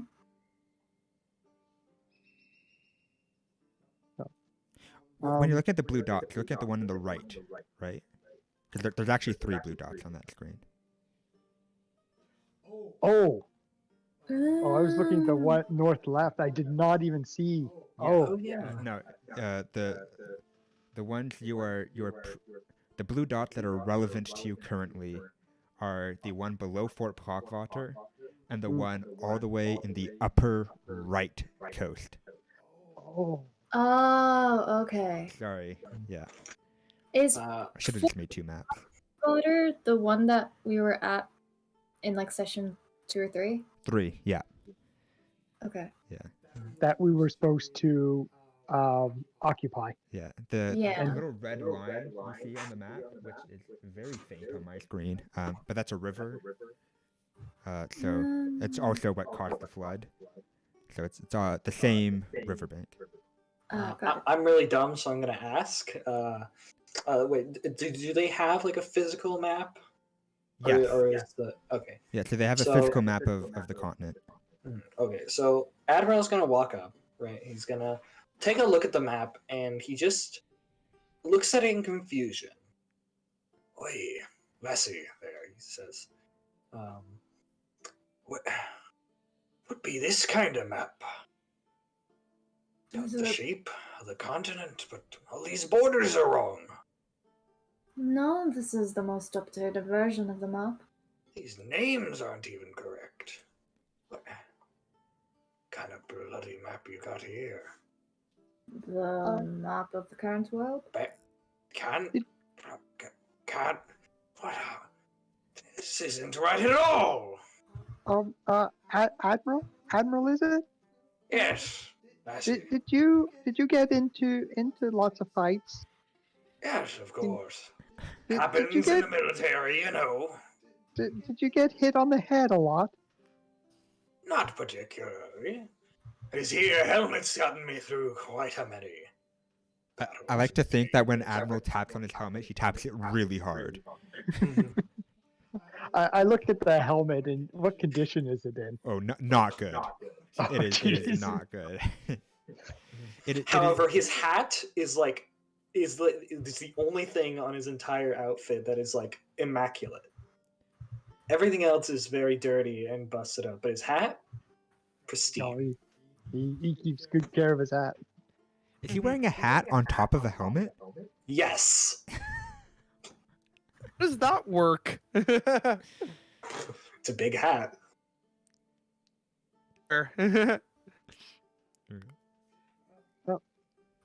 Well, I'm really curious to find out about the sludge. Where's Eco? Still upstairs, passed the heck out. Zikos walks down the stairs, grunting and groaning as right after Emui says that. He's just clutching. He's like, "Ugh, my head." Morning to you, laddie. You. Ugh. Was hoping he'd be gone by now. I was hoping he'd still be passed out by now. Well, I chose to stick around because I couldn't help but overhear what you were talking about. It sounds quite interesting. Don't remember. Happened in the contest last night. To win, and he like gets this big like bright-eyed grin, and then yeah. Sure you did, laddie. You know, Ah, yes, I knew it.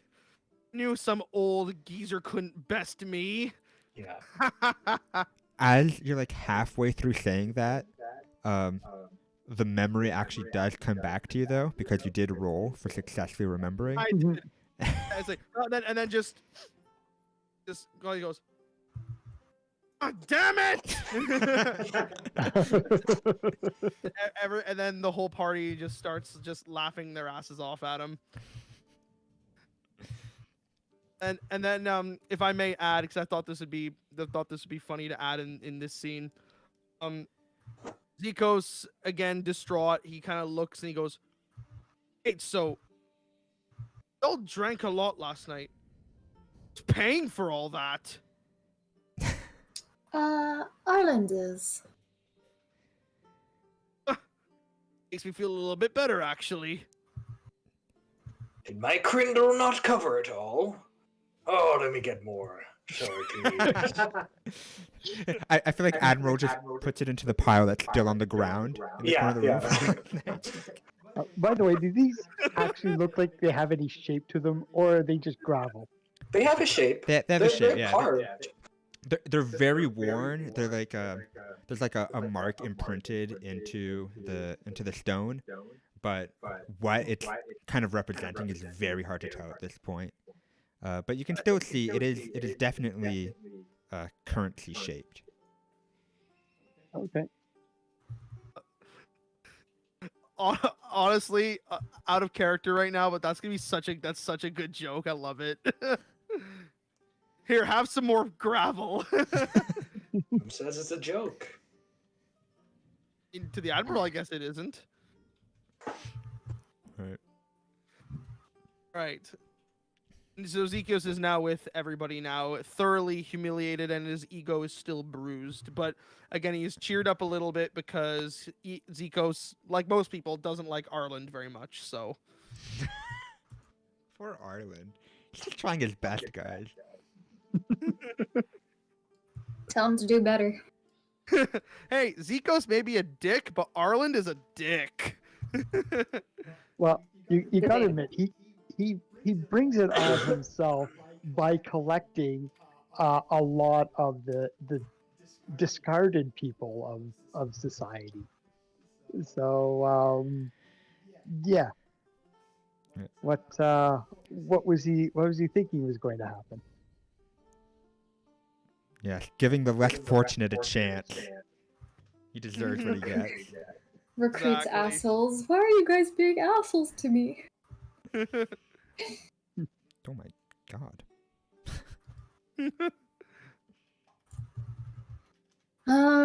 I'll catch Zikos up to speed of what's going on. Okay. So, and I guess because Admiral is here, he's now also brought into the loop of you have been charged with finding a druid that can tell you about your strange scroll. You have two options, one that's close in enemy territory and one that's far away. in your own territory. Dialia, more importantly of note, you can tell in the subtext of this scroll, you're now under direct command of Captain Clover, and not exclusively the Etikhasu anymore. Which Captain Clover was the one who was in charge of you before. Yeah, okay. The rest of you don't really know who Captain Clover is. Yep. Who is this guy? He's a big muckety muck in the army that's not as nice as Arland. What would you say? Arland was nice? Zikos replies that considered Arland nice. I thought Arland was a great commander. The most punchable face I've ever seen in my life. You're saying your captains and commanders ain't nice? Ooh. Treated you well. Armies could yes. these be? Did what? You take some offense to that?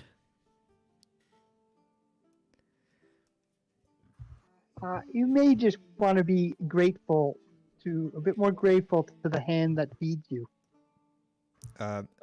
Poetically, as you say that, Katari, the elf ranger, enters the tavern with a couple of captured rabbits. Oh. And you know what? And also a wolf pelt. It's got a wolf pelt. Not dire. Rabbit, anyone? That's what Look it at is, that, and we I got feel- some grub. Finally. Also, the bird came back, and here's a letter for you. Oh. He sort of grabs the Snake Squad letter and passively thanks you, but as he does that, he looks over to the map that's like still open on the table, and he goes, "Oh, well, that doesn't look good." That's what I was saying. Then he pops open the Snake Squad wax seal, and he like thinks about it for a second, and then just kind of thinks nothing of it, and just keeps reading through his scroll.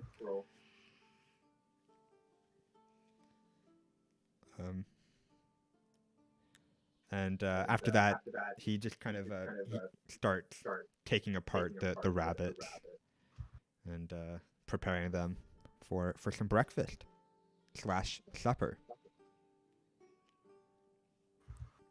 Their sleep schedules are so messed up now.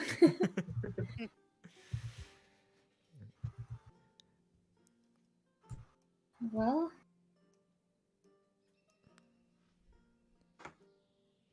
And unless you guys want to do anything immediately, I'm gonna say, or do you want to do anything immediately? Well, it's kind of, I guess, discussing over next course of action. We can, if you want to do a break now, and we can discuss later. What time is it? it is 9:30. 9:24, I guess. Okay. Do you guys want to take a break now then? I'm cool, whatever. Yeah, sure. Okay. So Yeah, my throat's kind of getting a bit sore, so we'll take a 15-minute break, and so reconvene at 9:40. Sounds good. Question: are we still streaming right now, or is it like on the break screen? Right now we're still streaming, but in the process of switching it over. Is there something you want to say on stream, or? Oh no! I was just curious. Oh, okay. All right, yeah. So I'm putting us into the Be Right Back screen, and turning off our microphone.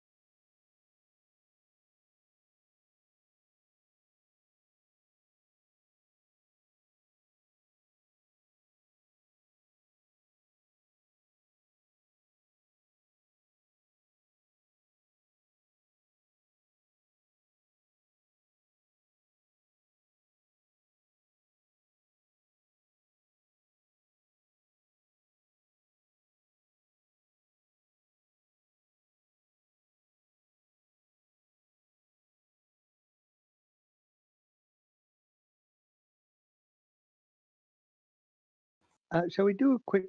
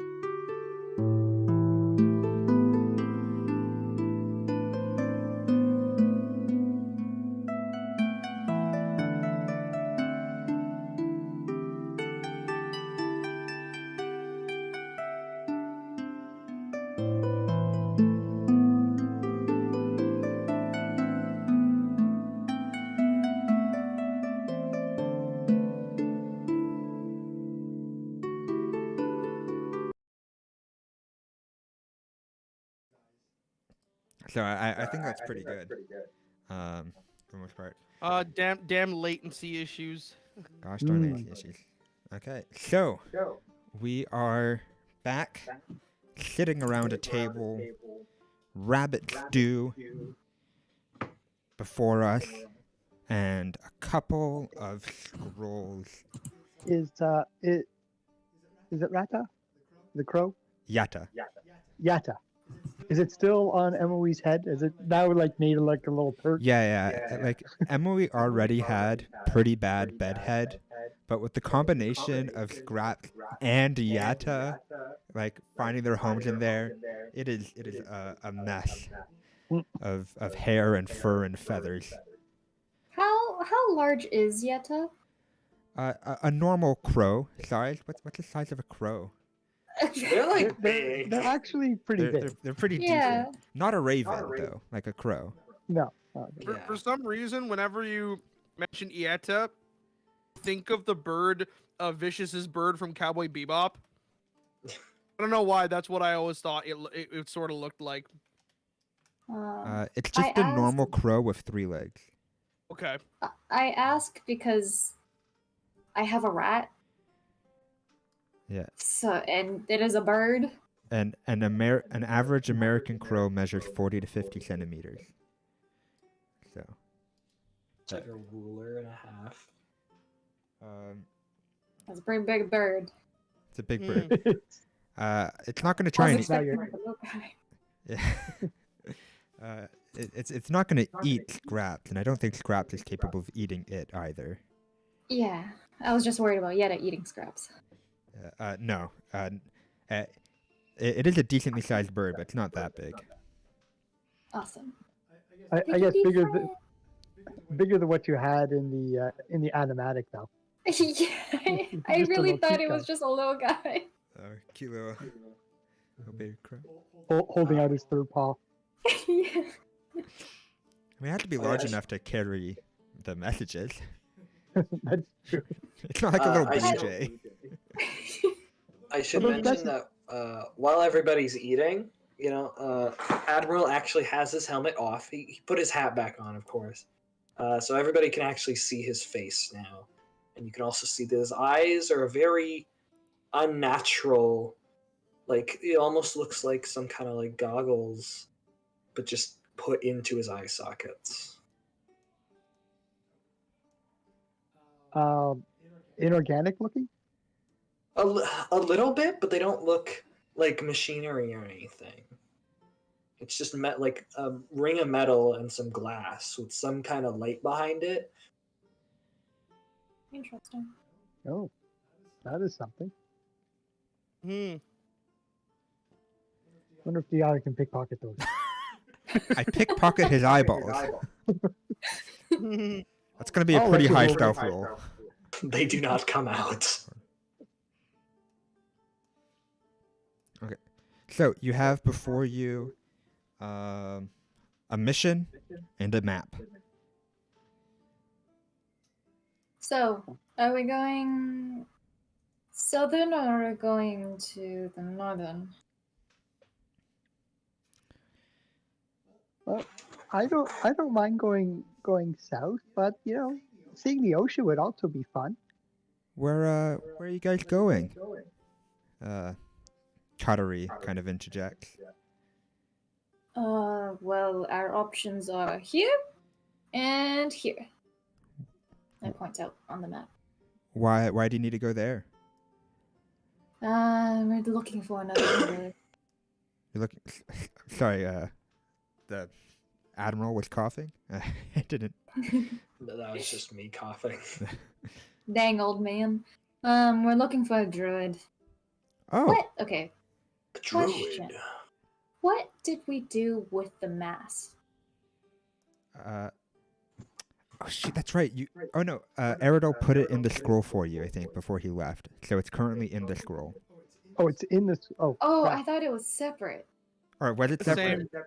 Yeah, it was separate. Okay, let's say it was Retcon. separate. 'Cause that makes it easier for. I thought it was just I thought it was just like in a bag or something. We did have it with us. No one particularly specified who put it. I don't remember the final state of it, so I'll allow you guys to retcon whether it's in the scroll or not. If you want, it is going over the actual audio and stuff. One of the things specifically you said was that Eridol left without putting it back, so now we can't put it. I do into the remember scroll. that. I do remember. Okay, yeah. So it is just like at the bottom of one of your book bags or bag like travel packs. I'm gonna hope we got a box for it or something to contain it, because You put is it dry Covered it at in least and look oozy, or is it actually slimy? it's slimy. Oozy? It's slimy. It's a Oh. bit oozy. Okay, well, as long as we have that. Yes, we're looking for druids to deal with the growth mass that we have. Laurel, the cleric, kind of pipes up and she's like, "Oh, I know a druid. You can." She kind of pulls up the map and points to the third blue dot, and goes, "Yeah, I had a friend, Lachia, who, yeah, she's kind of just like set herself up in the mist fields. I mean, she's probably not like winged college worthy expert, but I mean, she's a pretty good druid. I mean, she was the best of man, why did I name that country that? Beshatzik. Before it fell apart. I actually have. She goes into her backpack and she pulls out a black peony flower from her, and she said, she gave me this as kind of like a token of friendship, and I could like return it for a favor. So, I mean, I'll be honest, she's a little bit eccentric. But if she knows you're with me, right, with this, she'd help you out.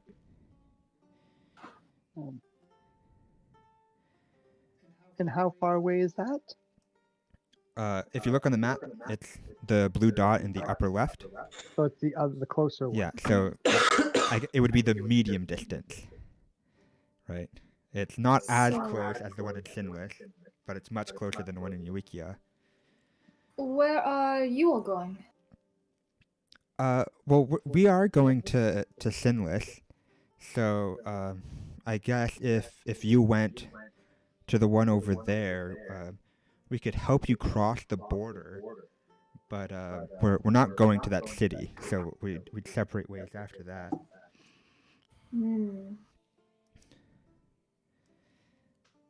It is always nice to have extra hands.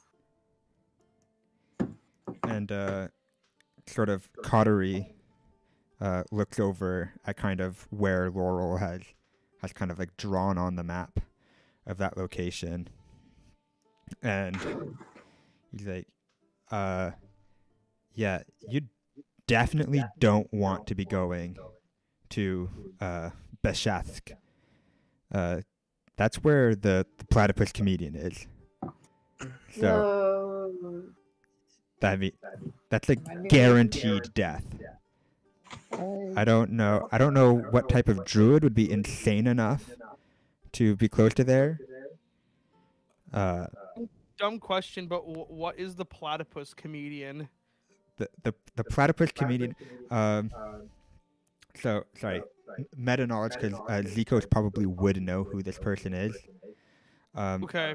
The platypus comedian is a jester that was in the kingdom of Beshatsk, and he killed every single noble person, taking down the entire country. And so a group of extremely Uwikia and Synleas had actually teamed up a group of extremely powerful soldiers, including the forget her name, but the sorceress that started the war. The butterfly. The winged butterfly. Veiled butterfly, Allery. He did not go, but a couple of extremely high D&D levels, whatever individuals, went to try and stop him, and they all failed, and he plucked out one eyeball from every single person that tried to attack him. Is Dialia up on that lore as well? Yes. Okay. This is pretty much, it's in the basic knowledge doc, if anyone has forgotten. But there are a couple of people that are just universally famous. And the platypus comedian is kind of that batshit insane monster that's kind of just... He's pretty much like this world's like Ted Bundy or something like that. Something like that. Yeah, I don't know why that was the first thing that came to my mind. He's extremely powerful and very psychotic, and he's pretty much laid claim to the entire country. So very dangerous. All I can see in my only head. if you're noble. And yeah, Laura rolls her eyes, and she's like, "Yeah, very dangerous if you happen to come across a single person in an entire country.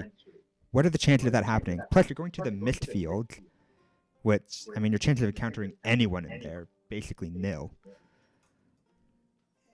And if I believe this, from what I remember the stories of the platypus comedian, he was only against the nobles, and the rich people were a bunch of jerks anyways.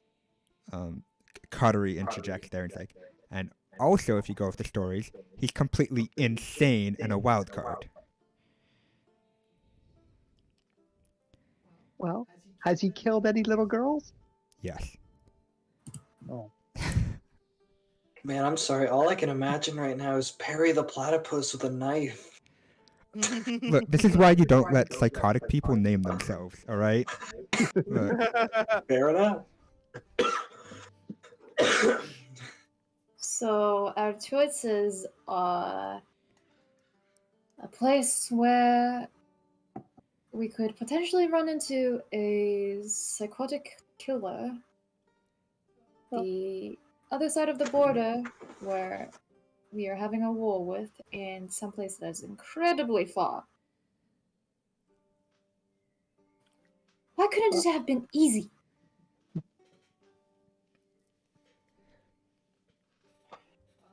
Well, I'm personally, I think it's Synleas is fine comparatively to Bashadigirud place.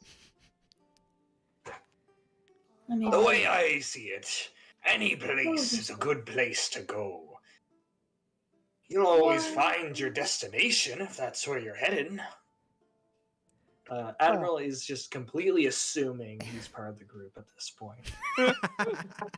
I understand that and we then pick up then Zikos is like,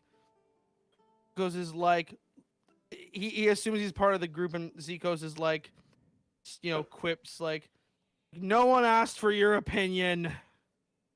Well, this is a war table, isn't it? You don't need to ask for an opinion.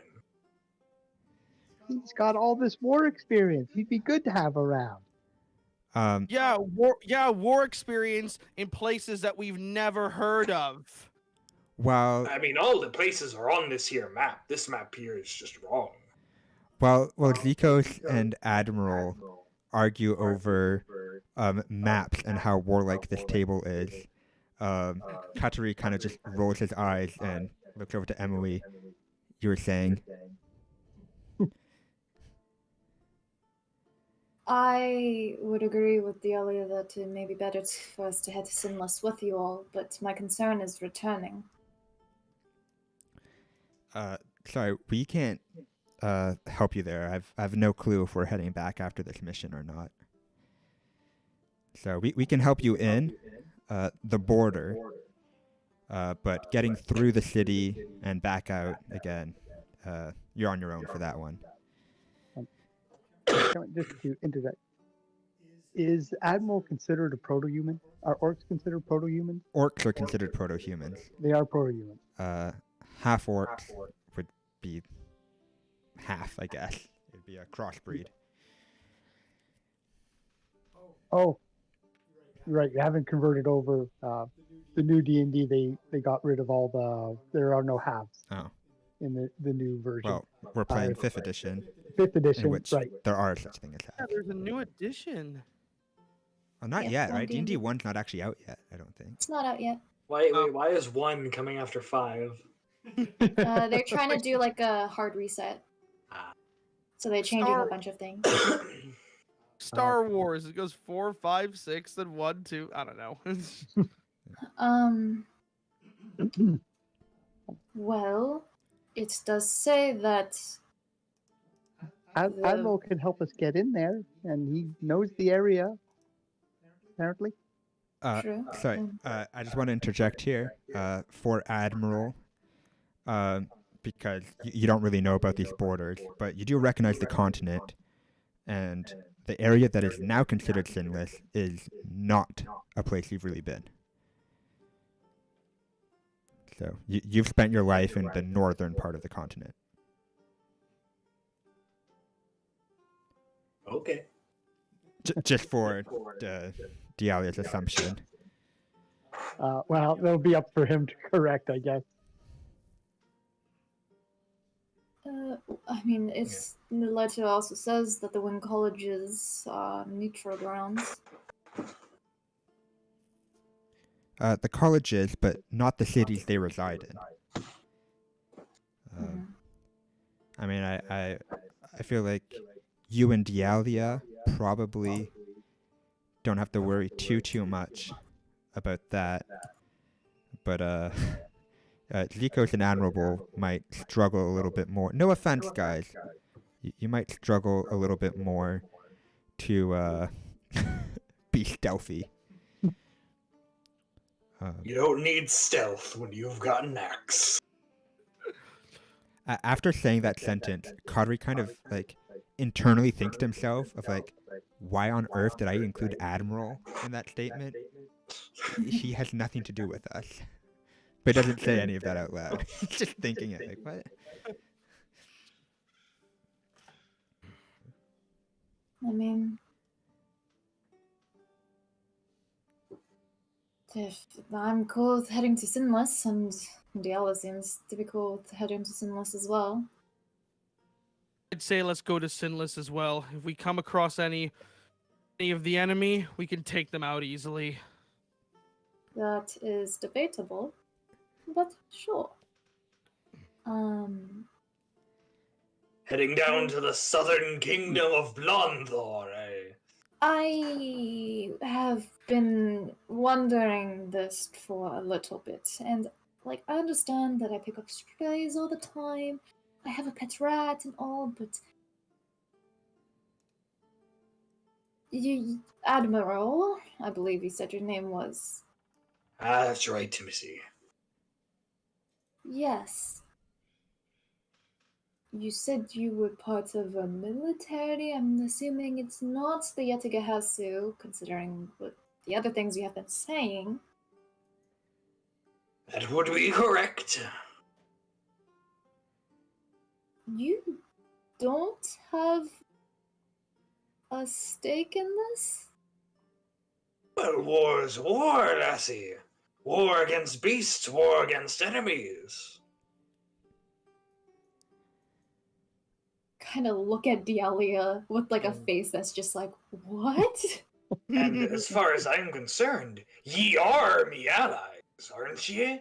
Because if you weren't, I think ye he's be fine. an enemy.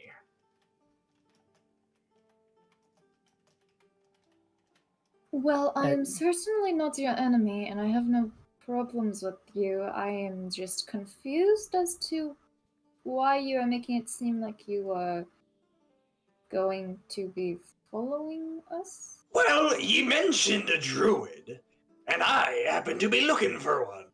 So why not come along for the What? ride? You are also looking for a druid? Yes.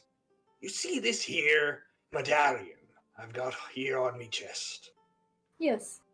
This here be one of me great Telis medallions, granted to me for my great endeavors of strength in battle. I was granted 7 of these. But when I woke up from me nap some little short while ago, only 2 remained on me person. Right here on me chest, and up here on me hat. Can everyone roll a perception check for me? Sure. Okay. 6. Okay. Can anyone roll me a better perception check, please? There you go. Which one is that on here, man? Under the skills tab. Okay, yes. Yeah. Skills. Share perception. You have a -1. I have a. Oh yeah, you're right. No, I have a -1. Right. Well.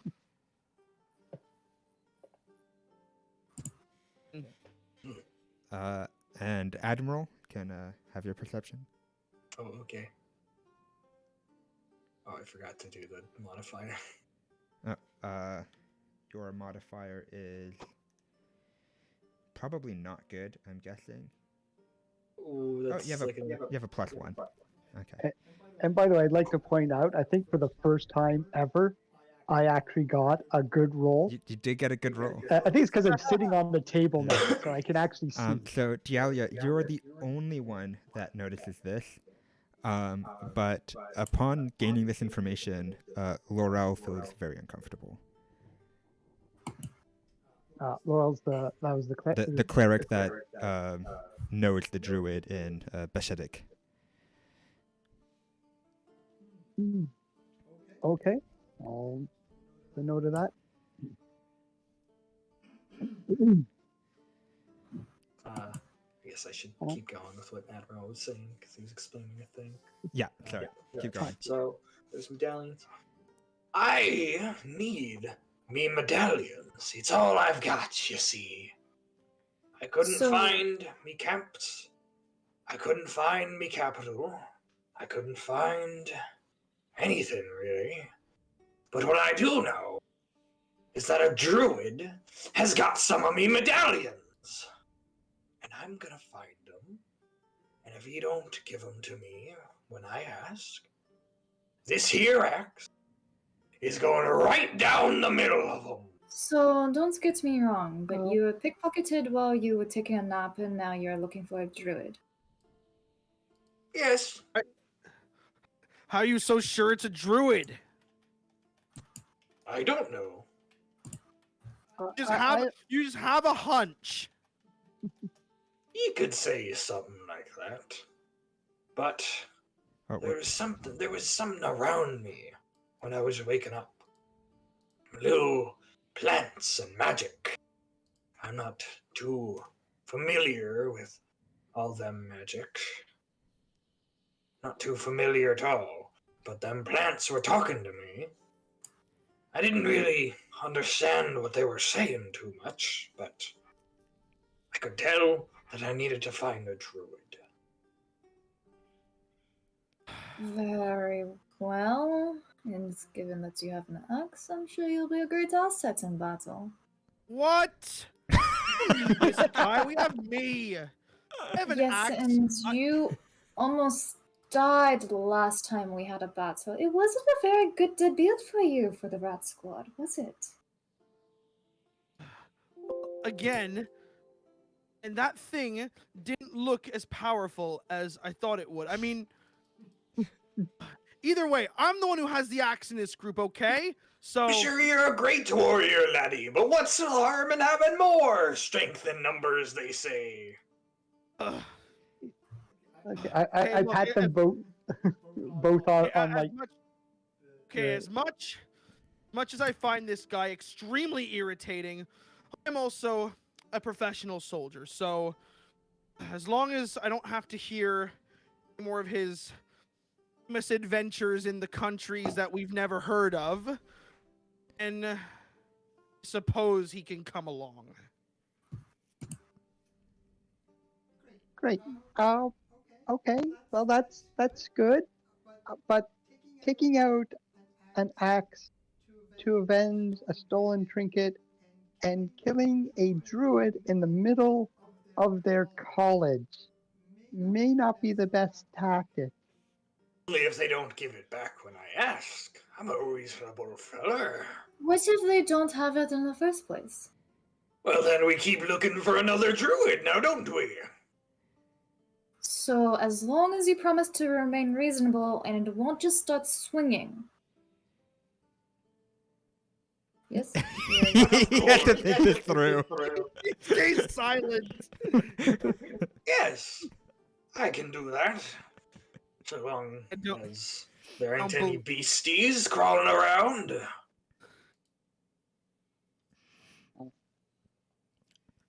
Well, yeah, as long as you keep the axe in check, you may be able, with a bit of help and disguising, fit in and get us through to Synleas. You don't need to worry. Old Gracie ain't doing anything without my word. That's what I'm concerned about. Hema, who's just kind of been like half passed out in her rabbit stew this whole time. Just like, oh, okay, great, we're all friends. Can we just go? All right, so loud. Why is everyone so Are you going to be alright? I did warn you about having hungover. I'm fine. Okay. This is, just the price of cultured taste. Emily. All right. Cultured taste. You passed out halfway through. All right. Well, it's not all about quantity. Quality matters as well. All right. Darling, That be true. Rest. You are free to rest. Great. Well, let's rest on the road because we actually can't rest. We should probably get going. And so you all embark to Synleas, I guess you've agreed upon. Yep. So you make your way over. It's about maybe like a week's journey to get to the border. Obviously, you're not going through Fort Progvater. I guess here I'm railroading you. Do you guys want to go through Fort Progvater to cross the border? I don't think that's a good idea. Okay, so obviously you don't Be go looking through. like a mighty fine fort over there. No. Don't Come on, remember whoever's there, we can take them. Come on. Zico, you were there like 2 weeks ago and you could not take them. All right. I forgot. That's Fort Brockfather. Oh, yeah. Brockfather. Again, that was before I joined. I don't know what actually happened there. Yeah, sorry. That was the mission where Cat Squad died, which is who you're part of. So, right. Okay. Just to keep Admiral in the loop, Zikos was previously a part of a group called Cat Squad, which got totally eliminated on their mission to Fort Progvater. They got carried away by a giant flood. And just to justify my stupid comment is Zikos was very traumatized by that, event that he's blocked it out from his memory. So just to keep his ego going. So Yeah. Okay. So you don't go that way. Instead, you veer off sort of to the east, closer towards the tumbling towns type thing, and make your way to the border. Obviously, this is Cottery again, taking point as the ranger. Obviously, we're not going to take the road because it's probably being watched. So we're going to have to kind of do a bit of bushwhacking off to the side to cross the border without being spotted. Which might take a little bit longer. But we're all good? Admiral's got a big axe. He can cut bushes. And, okay. also have a big axe, so... A part of... Oh god, you guys aren't going to start comparing the size of your axes now, are you? Wait, guys. A part of going off of the main road to avoid being spotted is this is the part where we start being stealthy, right? We're going off the road because we don't want to be noticed. So as much as your giant axes are probably very useful for clearing trees out of the way, let's leave the trees unmolested, please. Would never chop down a tree. What do you take me for, a hater of nature? I'm taking you for a hater of silence, currently. Well, that be true. Let me tell you a tale about silence. And then he's gonna just start going off on a story until someone shuts him up. Admiral. Can you mime us this story? Ho-ho! Let me show you me miming skills. Alright, we're gonna cross the border now. Oh god! Everyone roll stealth. Okay. Okay. Oh my god. What modifier would that be? In your skills tab, it should just be there. It's the very last Okay, one. here we go. You can just click into 18. it. Oh, I see. Stealth. So, Whoops, I didn't mean to do that. oh, 5. Oof. I think I did it wrong. Oh no, I did do it. I think. Wait, was that 13 from before? No, it was here. That's trying my freaking tab is in the way. Yeah. Tack 2 to Dialia. Oh no, that's a setting. Oh, okay. Oh, okay. The fighting style, All right, so just in case. everyone rolled quite well, except for Zikos. Of course. So I'm gonna go ahead and say that you get a close call, right, with a patrolling group, a small a small group of, we'll say, like 10 proto beings, and just without rolling, just to keep things speedy, I'm gonna say you managed to get by, but I want you to Zikos roleplay how you accidentally made a sound. Well, I guess Ecos, I guess, will just be towing through the forest, trying his best, with his gigantic mass, and he I guess he I'm trying to think what's a good way for like him to almost get noticed. I guess since he's really tall and really heavy, he just steps on like the stump of a very small fallen. It's still a tree, so it's still thick. Like a small fallen tree, he'll step on it and he'll crack it. Oh yeah. Then It's he'll like kind crack it, of and then like that'll- moldy, right? From like fungus and like- things, and it's just like like that, and then that's what kind of I alert the patrol, and then Zikos under his breath goes damn it, and then the rest of the party shushes him. Well, not shushes him, but like looks at him like. So I'm gonna actually take it a little bit further than that. Okay.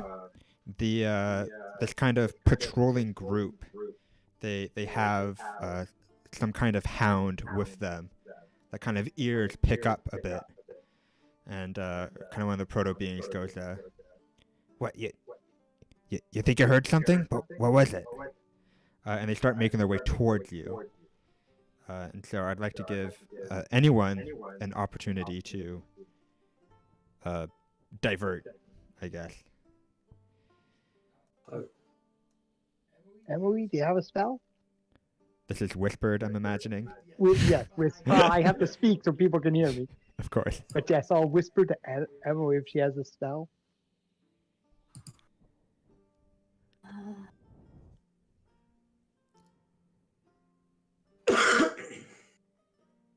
Level 2, I don't have much. So the person is coming towards us? They're I'm gonna say they're like 50 meters or so away, maybe a bit 50 more. meters. Right, so they're like a decent distance. And the And what foliage. time is it? Yeah, we'll say like it's dusk at this point. It's not completely night, but it is dark enough, and the foliage. You're in a thick forest with dense foliage. Mm-hmm.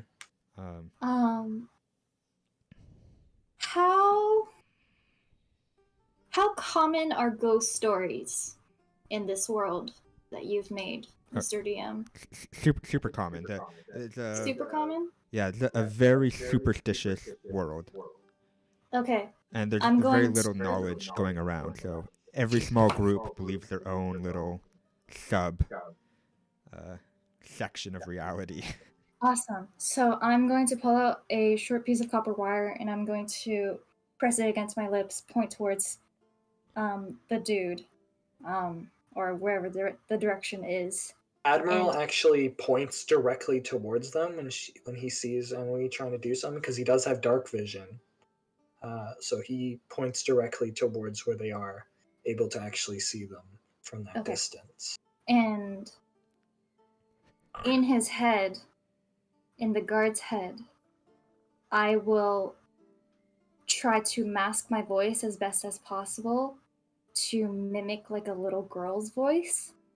And then I will say, "Have you come up to play?" Jesus!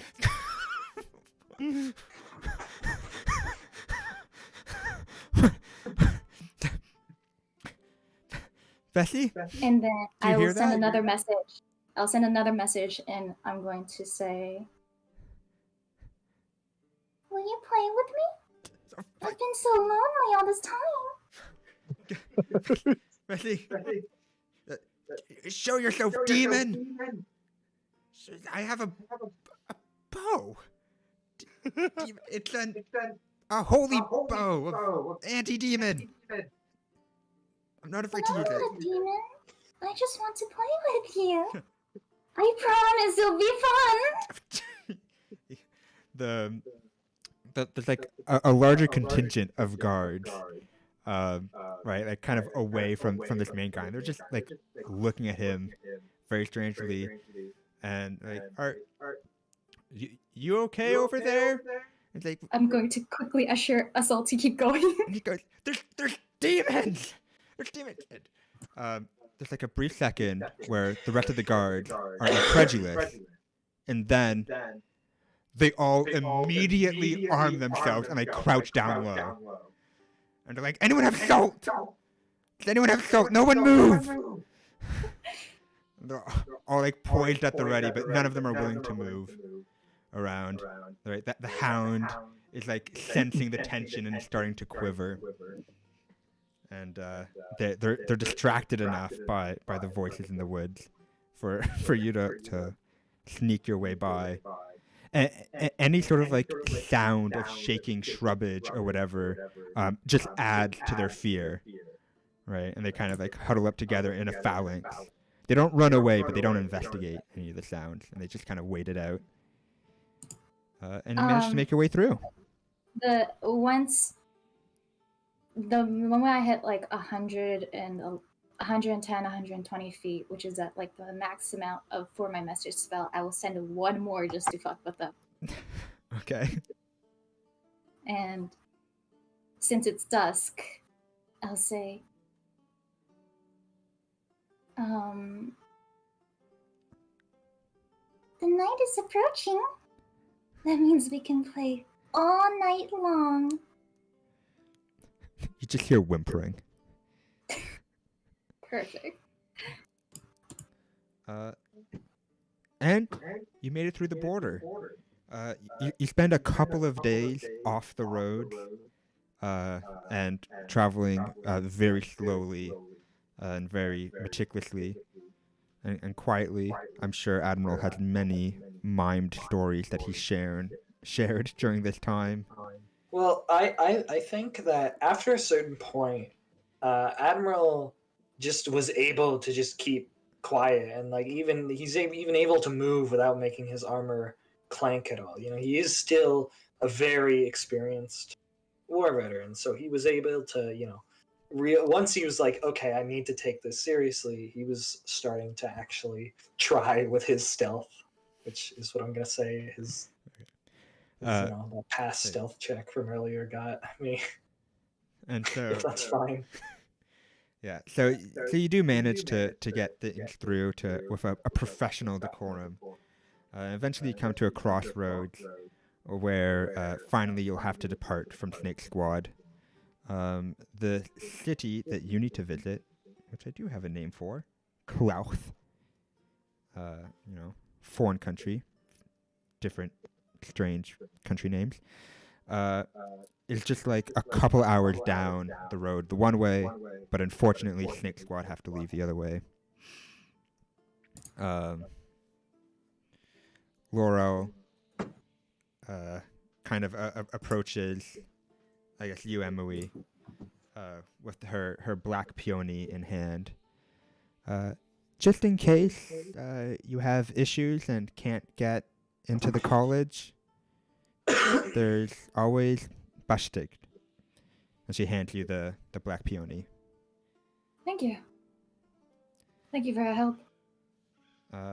And I think other than that, you know, just a professional nod and a wave, and you separate. Leaving you on your own to infiltrate the city.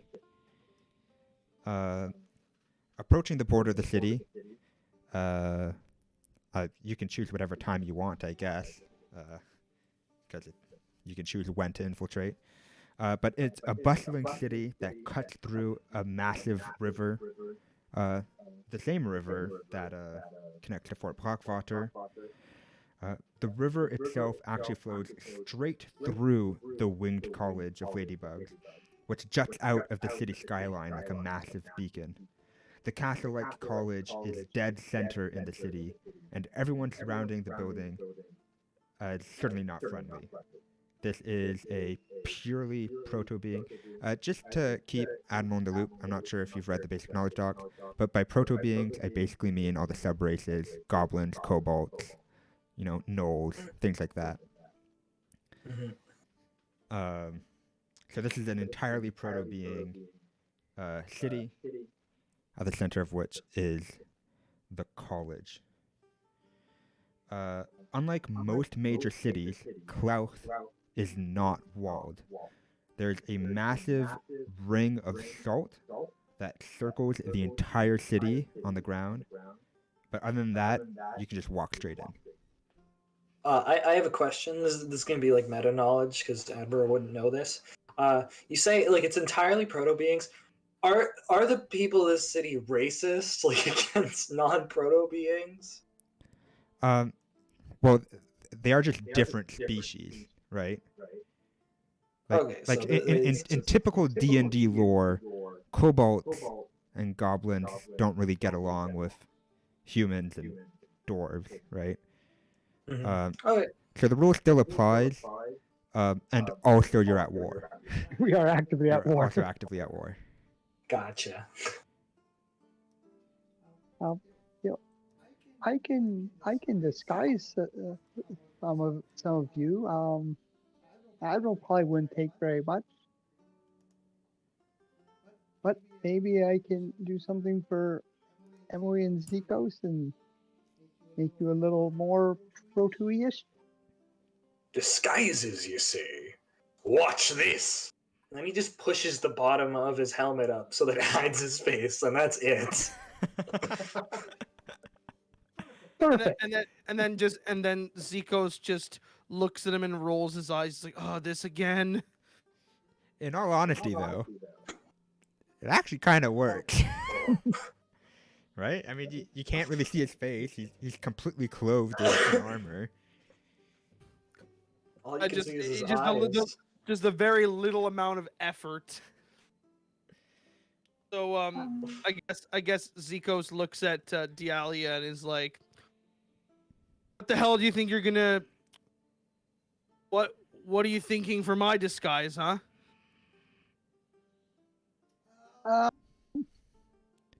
Orcs are considered proto-beings, by the way, and he is a half-orc. No, I'm a tiefling. Oh, you're a tiefling. He's Oh, a no, half-orc. shoot. You're right. Sorry. He's a tiefling. I'm confused. I mean, So I didn't even need a disguise. Oh, so that means I don't need a disguise then? yeah, tieflings can look pretty similar to, traditional yeah. sub-races, kind of demonic-esque. Does that qualify I for tiefling? I mean, it's risky, right? I'm It's sort of trying to- it's on the edge. I'm trying to think of what are the D&D the races that have horns for the proto races. I think tieflings have horns, right? Tieflings have horns. Tieflings do, but they're not.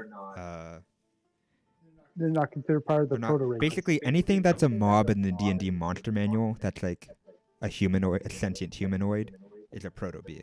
Basically, that's how it is. Okay. A giant kobold? Kobolds have horns. I guess you have like the winged kobold things for the big ones.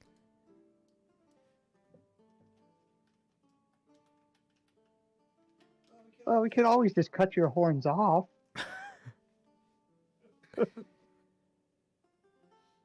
And that, what good would come from that? You could sell them.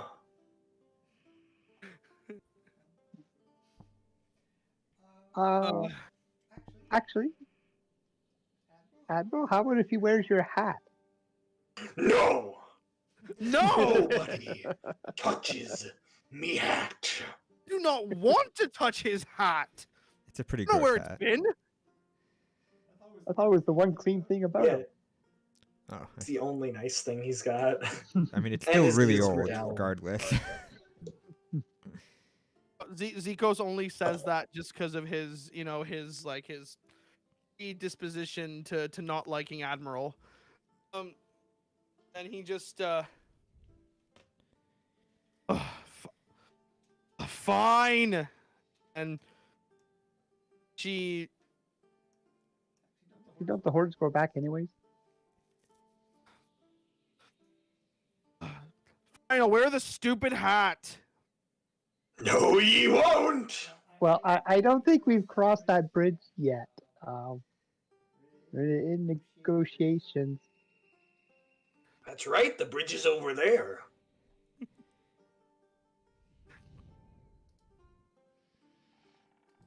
So what? I find. What options do we have then for me, huh?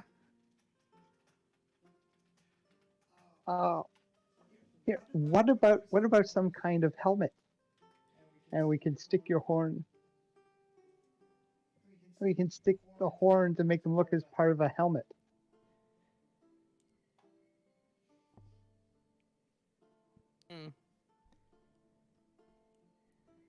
Could we maybe all do an intelligence check to figure out if anyone can think of a good disguise? Do you want to just roll for it? Yeah. Honestly. Sure, if you want to do. Yeah. I mean, Admiral's covered, but he's gonna try to think of ideas for everyone else. I'll have a Dialia roll with advantage. Wait, this is a college of druids. Eridol had a bunch of branches and stuff. we can just disguise him up as a like Aerodol.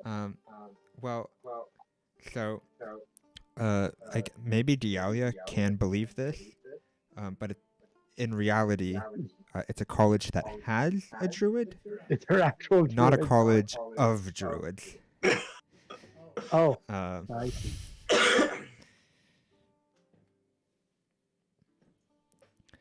But if you want, Dialia, you can roll for successful disguise.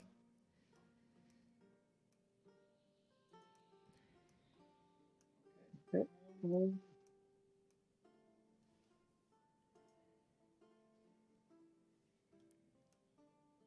Where is it? You are the disguise expert of the group. Oh, because it's a kit. It's not part of the inventory. Should be in your inventory. Yeah, you have a disguise kit.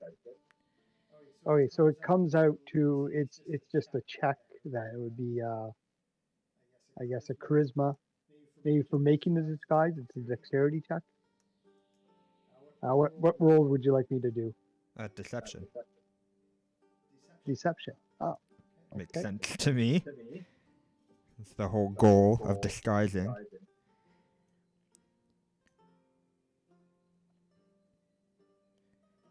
There you go, 23.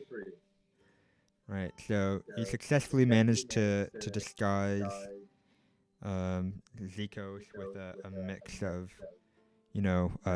dyes and pieces of clothing to kind of a little bit of clay, just pack it in there. Yeah, you just accentuate to just make Zikos look like a full-on infernal of some kind, rather than the disgusting half-breed that he is. Oh, I see. What did you say? You're gonna yell at the DM? Yes, I'm getting meta right here. What did you say, DM? Or no, what'd you say, voice? And Emily, I'm not sure if you want to specifically detail your own disguise. I trust Dialia. Okay, so yeah, unless you want to specify how you disguise Emily.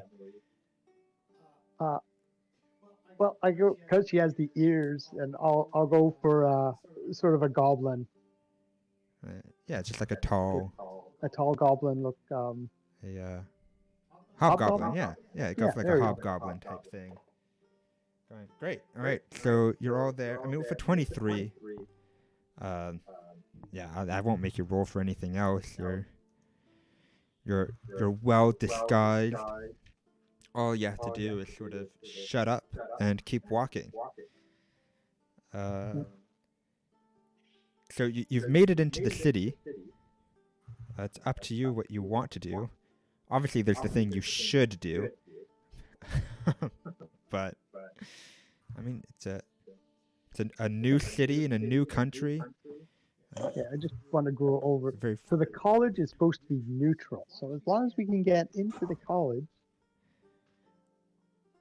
Would you look at this here place? Reminds me of Barl. Quite the city that was. What are you going on about again?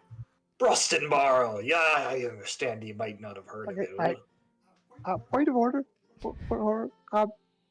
They don't speak common here. Does anyone know Proto? I know Orc. Oh, there you go. Okay. So yeah, Admiral just kind of raises his hand and says something in Orcish that I assume nobody understands. Dialia responds.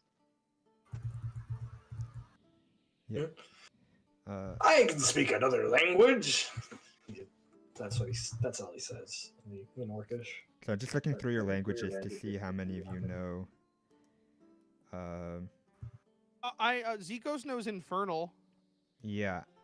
That doesn't quite translate over though. So it would be Admiral and Dialia can speak. Yeah. Orcish is still proto. Yeah. So when he says I can speak another language, Dialga responds, "More languages, the better."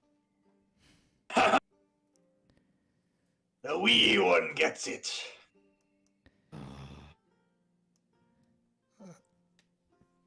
Nikos grunts and groans.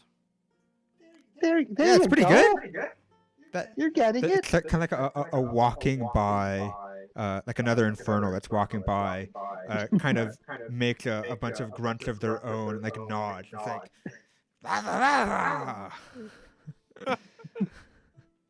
and keeps on going by.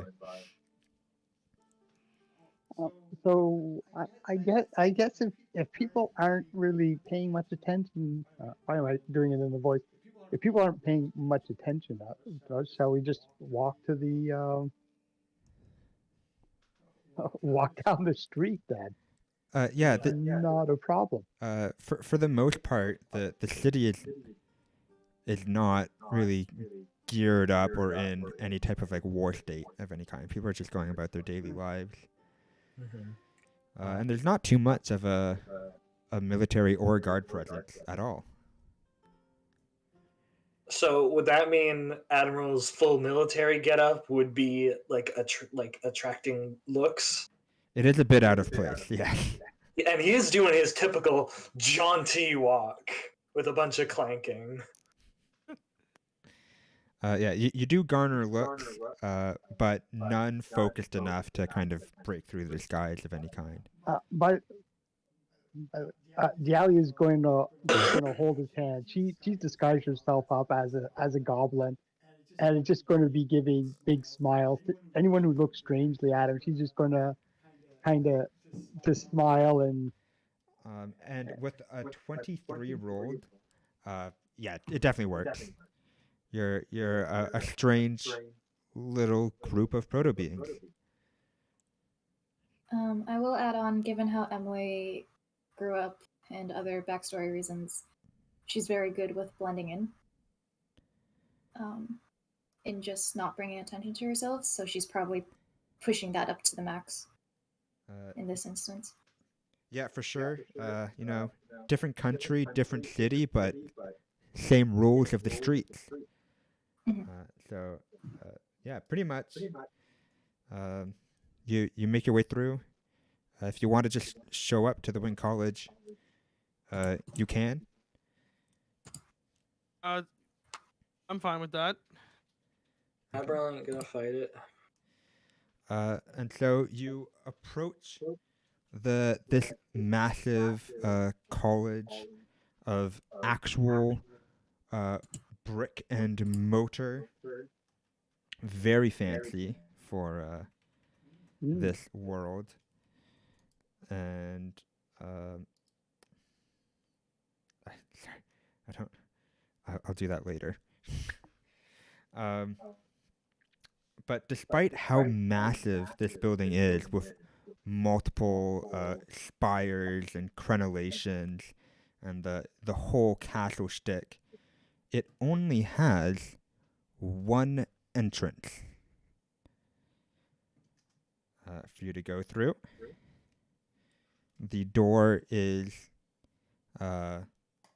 just like a normal. There is like a massive like double-doored like archway entrance, but it's completely locked. The only way in is kind of like the small little side door that's been like propped open with a stand for entry.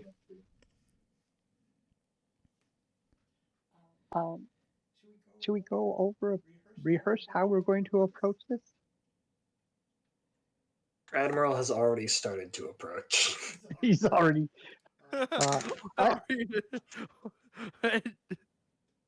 I'm pretty. Actually, I think Dialga feels pretty confident he can talk his way into things. Not sure if he can talk his way out of them, but I guess that's what she's there for. I was gonna say, for like a good scene, it's like when it's like, oh, how are we gonna approach it? And the whole group, and then like Zekos is like, "There's Tin Head," and then Woxie's already started approaching. Yeah, he just kept going. He never even stopped.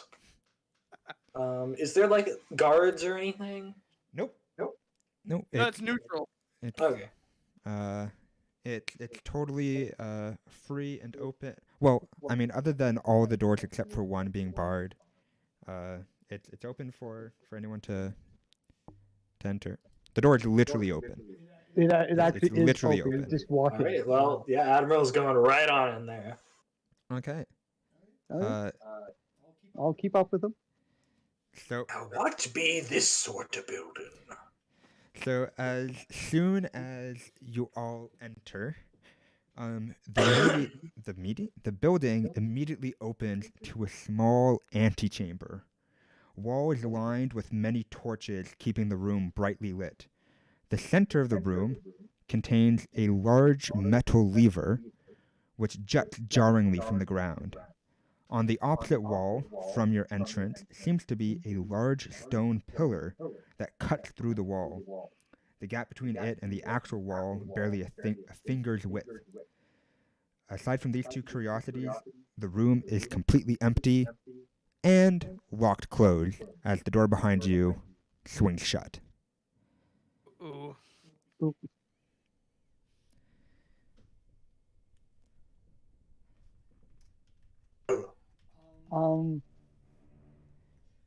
So we have a lever. You have a lever in the center of the room, and then torches on the walls, and that's it. The room is completely just spartan empty.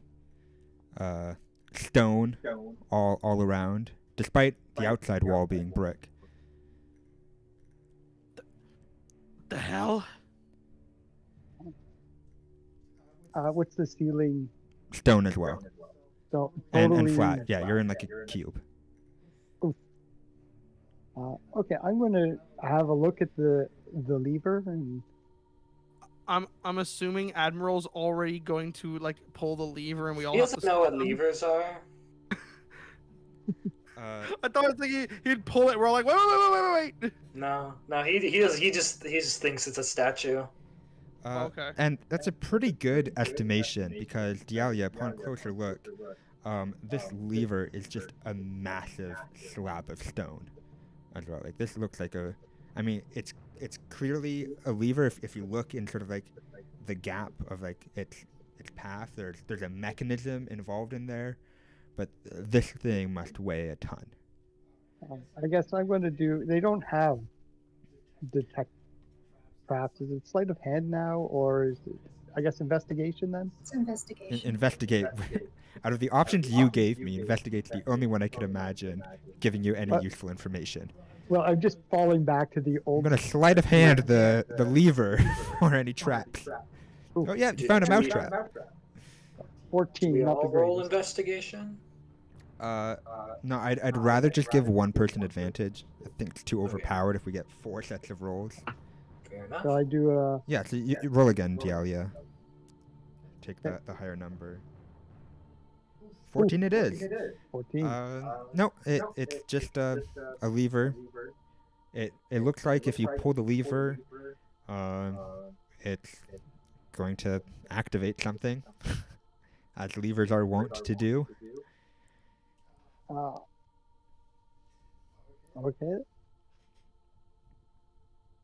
We don't really have any other option. Yeah, I guess pull the lever. Pull the lever. Pull the lever, Kronk. Do you want to do a strength check? Well, the alley wasn't. I was just opting out of it. Dialia's not. Can someone else pull the lever? I mean, isn't the slab just larger? This than it? thing is what you want pulled on. I can do that for you. I can do it. No, I can do it. Okay, do it. So I should strength just check. pull it slowly. So strength check, right? Yep. Alright, let's do it.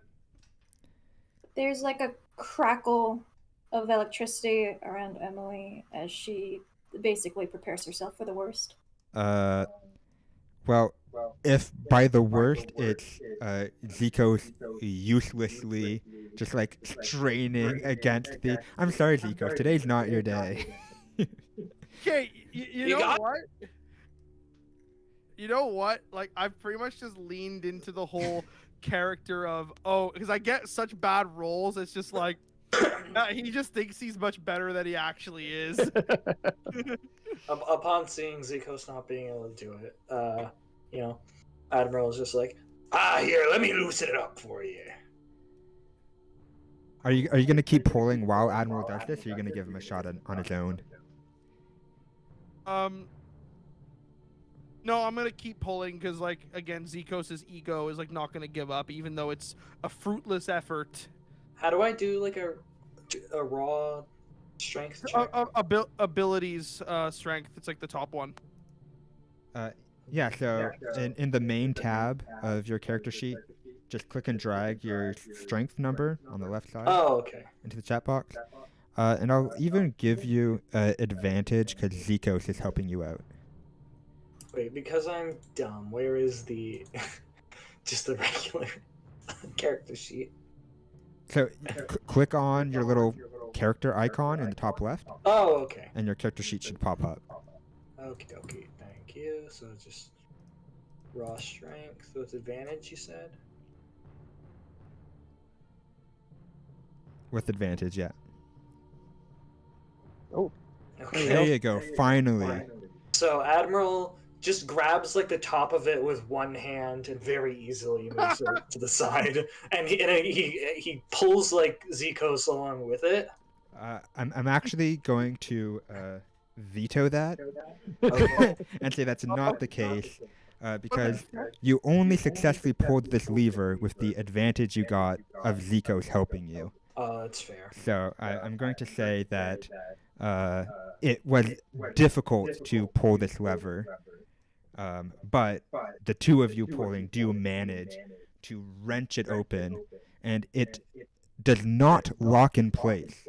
You have to hold it in this position. But as you crank the lever, the column on the opposite side of the room begins to scrape against the stone floor, dust kind of kicking up, and the whole pillar sort of revolves around to show that it's hollowed on the side, creating a small little hallway to another identically shaped room with another lever on its side. But this lever is a very small size of your arm, made of like some cheap wood type thing. It is not a massive Look at that. slab of stone. Now, I guess whenever they release the lever, it revolves back.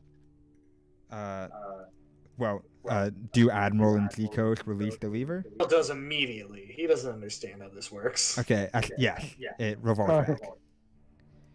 So, is there some kind of crack? I have extra daggers I can use to jam it. The other is one of us run in and test out what the other lever does.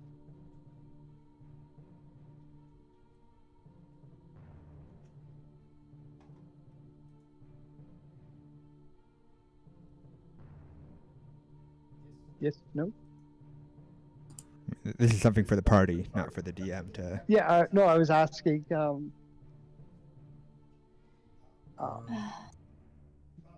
try opening it again. Because we already passed the strength check, can we just... Yeah. I'm going to say as long as two of you are pulling the lever, you can pull it open. If one of you wants to try pulling it on your own, then you'll have to roll strength again. I'll roll strength again, just to try and hold it. I shouldn't have allowed that. You only get one more try. That'd be more aligned with Zikos' character, though. Be like, no, I can do it. Oh, yeah, sure. Admiral goes to do it, and then Zikos insists on it. And you end up just both pulling it together anyways. Yeah, there we go. Okay. Well, sowing the seeds of, like, Zikos hates Admiral right now, but it's like sowing the seeds of bonding. Yeah, Admiral's just happy to help. I'll look down at Dialia. Do you want to try pulling that lever over there, or should I? Well, let's try the dagger thing first, so we can all get through together. Because then there's a question of how will they get through. That's fair. if that lever doesn't also hold the side. So okay, So we'll, what's your plan with the dagger here? so like when they keep it open again, I'm going to see if there's a spot where I can wedge in a dagger Um, to prop it. okay, yeah, I can sort of see. So like as they kind of pull the lever, there's like a gap, right? Obviously where the lever can move, and you can kind of wedge your knife in there and then have it sort of like lock against. There's underneath the floor is a bit of an opening for the whole mechanism to exist, and so you can wedge your dagger in there. Okay. So, all right, I'll wedge it in, and then we run to the other side because I don't know how long it'll hold for. Okay, so I'll do Emily that. will have already stepped into the other room. Running to the other side. Wait. Pause. And we did what? Emily has already gone to the other room, Okay. but she's not doing anything else. She's just waiting and watching. So as soon as Emily enters the other room, the lever snaps shut, snapping the dagger in half. Take a dagger out of your inventory, and the door revolves closed again. I am going to stick with the main group for now. Wait, I'm a bit confused. So, Admiral and Zikos let go of the lever because we tried to wedge it and then it snapped? So, Emily entered the next room before everyone else, and as soon as she did, the lever, regardless whether you guys were holding it or not at the time, just snapped back super fast, and the door locked closed. Well, you think the lassie's okay in there? Well, try pulling the lever again. Oh, yeah. Do I do a strength check or is it like stuck now? You can do a strength check. Alright. Just a standard one. 18.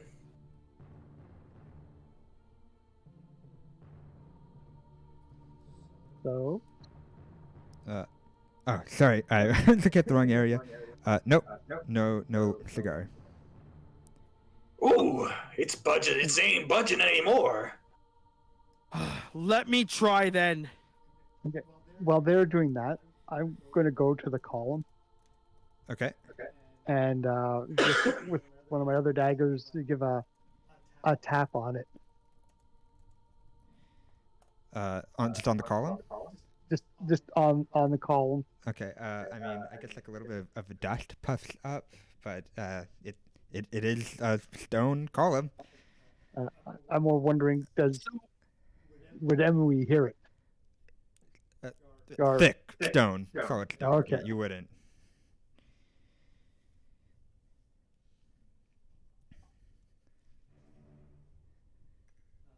Okay, so I wait for their, obvious success at opening this with their feats of strength and bonding. Of course, they can open it. What if we just broke the stone? With an axe and a dagger? I don't see why not. So. But DM, I did a strength check. I got 20. Oh wow, that is very impressive, and you do actually successfully pull the lever, but instead of hearing the massive rumbling of the column, you instead just hear the sharp rattling of broken dagger pieces in the mechanism. You muted for a bit. Despite it not doing anything, Admiral gives Zikos a little cheer. Happy to see that he managed to pull it on his own. Hey, good job, laddie! And as Admiral cheers in excitement, the column does begin to rumble open, and the whole column sort of twist open to reveal Emily on the other side, and she has pulled the small lever, and she's kind of holding the door open. Okay. So I'll run through then. And does it stay open? Yep. All right. Well, I guess we're all Okay. looking through. Please hurry, this good dang thing is incredibly heavy. I'll jump Admiral on is and not try to help walking her. very fast. It's actually not like a super wide pillar, so Admiral kind of like shuffle like sideways through. This is not a convenient way to get into a building. Zikos is behind him, just giving a little push. Move it, tin head! He head ain't made of tin. He never seen a helmet before. He stops to like say this. Oh, in the middle of the column. Yeah, and then Zikos is still pushing him. Be like, yes, no, I've never seen one looking as crappy as that one. Now move. I call it heavy lever here. Oh, yes! Dialio's trying to help Emily, but not really doing much. Yeah, he shuffles through at this point. So you all make it through. Emily gratefully lets go of the lever, and the column kind of like rotates shut again. You are now in another antechamber, just a cube-shaped stone room, torches lining the walls. The pillar, of course, from whence you came, and on the opposite wall is a hallway. It's a really long hallway without a single light source to illuminate it. The only lighting to reveal it is a bright kind of beam coming from the very opposite end of another light source from some other room. So it's like this pitch black hallway separating your current chamber to the next one. Well, would you look at that? It's the light at the end of the tunnel, eh? Let's get going now. Silence. And I he don't just think- starts walking again, undeterred by anything. I don't think that the saying is that you walk towards the lights at the end of the tunnel, though. I think that's supposed to mean a bad thing. I think it means the bad thing's over and there's nothing else to do. I suppose that's fair. Lights and tunnels, whatever. Is Admiral just walking forward, like triggering any traps or anything? Or is it just clanking against stone and ominous echoing? Yep. Just stones and echo. Are you like just walking down this dark hallway? Yeah. Oh yeah. He's just. Okay. How long do you walk? I'm gonna say he's walking for like a full minute now. He doesn't see anything kind of wrong or strange about that. He's just still going. Yeah, you haven't even entered the hallway yet. You're just looking at him, kind of walking further and further away from you, but no closer to the light at the end of the tunnel. It's pretty long, eh? He's like simultaneously marching in place and getting further away. Yeah.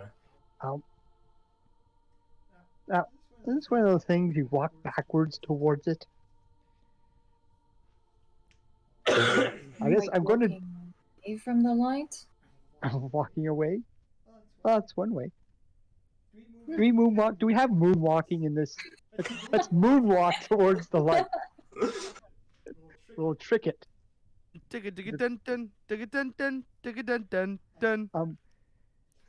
So I guess I'm going to do another investigation check, just to see if I can find any more like lever or secret marking or something. So like where? Like floor, wall, like what? Just the whole room, or the hallway, the antechamber? Well, first at the beginning of the hall. He's still walking, isn't he? Is Admiral still walking? Oh yeah, no, he's not see a single problem with this. I'm curious. Is the image of the light staying the same size, and he's just getting smaller into the distance? How does this look for me? Because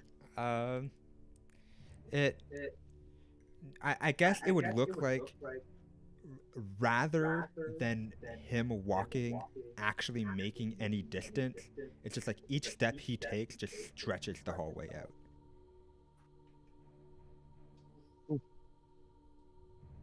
Well, it definitely deserves an investigation check. I'll check around I'll step into the hallway and check around the opening area of the hallway. Which, can I step out of it?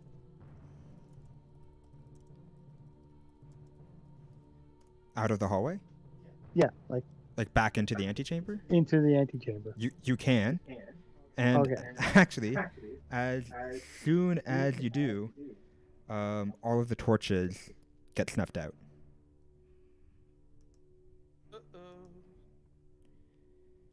Oh. So you're now There all weren't in pitch torches in darkness. this room. Okay, well, there goes my investigation check. Inventory? Who's got torches? I think I do.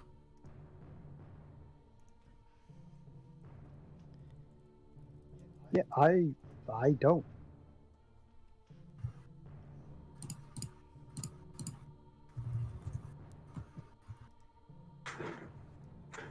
don't actually. I thought I did. Oh, seriously? Do none of us have torches? Are you kidding me? Admiral has nothing except his own medallions. I don't have any torches. The funny thing is, I do have a tinder box. Shall we go? Someone hand me one of the torches from the wall. Wait. The only person who can see is Admiral. Is he the only one with dark vision? Oh, no, I wait. have dark vision. Emily has dark vision. Oh wait, I'm the only one who can't Are see. you literally the only person with no dark vision? Yes. No, it doesn't look like Zikos does not have dark vision.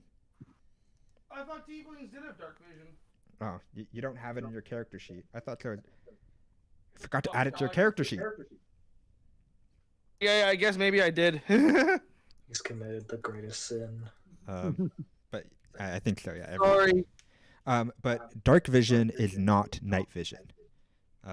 So you're still all pretty much blind. Right? Oh. It's a completely stone enclosed room with no light source, except for the light that's at the end of seemingly an infinitely long tunnel. So, yeah. Which Admiral is still walking towards, not worried about a thing.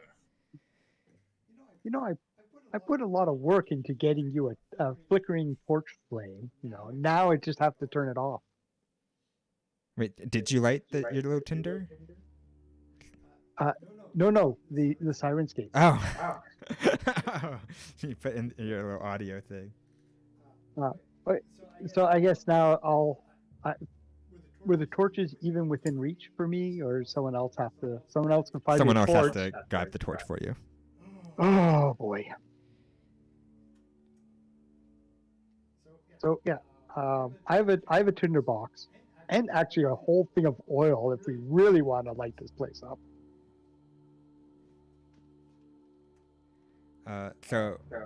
Is someone gonna give you how are you going about this? This is a puzzle, so I need you to give me specifics here.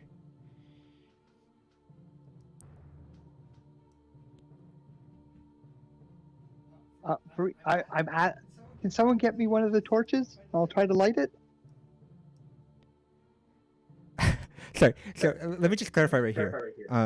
Admiral is kind of out of the equation because he's happily marching down this super long hallway, still not taking part. And we just have Dialia at one end of the wall. She has her matchstick and like little tinder tin with her, kind of trying to like reach up. And then we just have Emily and Zikos kind of just standing off to the side currently in the absolute darkness. I am entertained by the fact that he's just going. Admiral's just going. He's not stopping. As Zikos is mildly entertained as well. No one is paying attention. Dahlia's not entertained. Yeah, you gotta get their attention somehow. I didn't really. This is not a part of the puzzle, by the way. She's just short.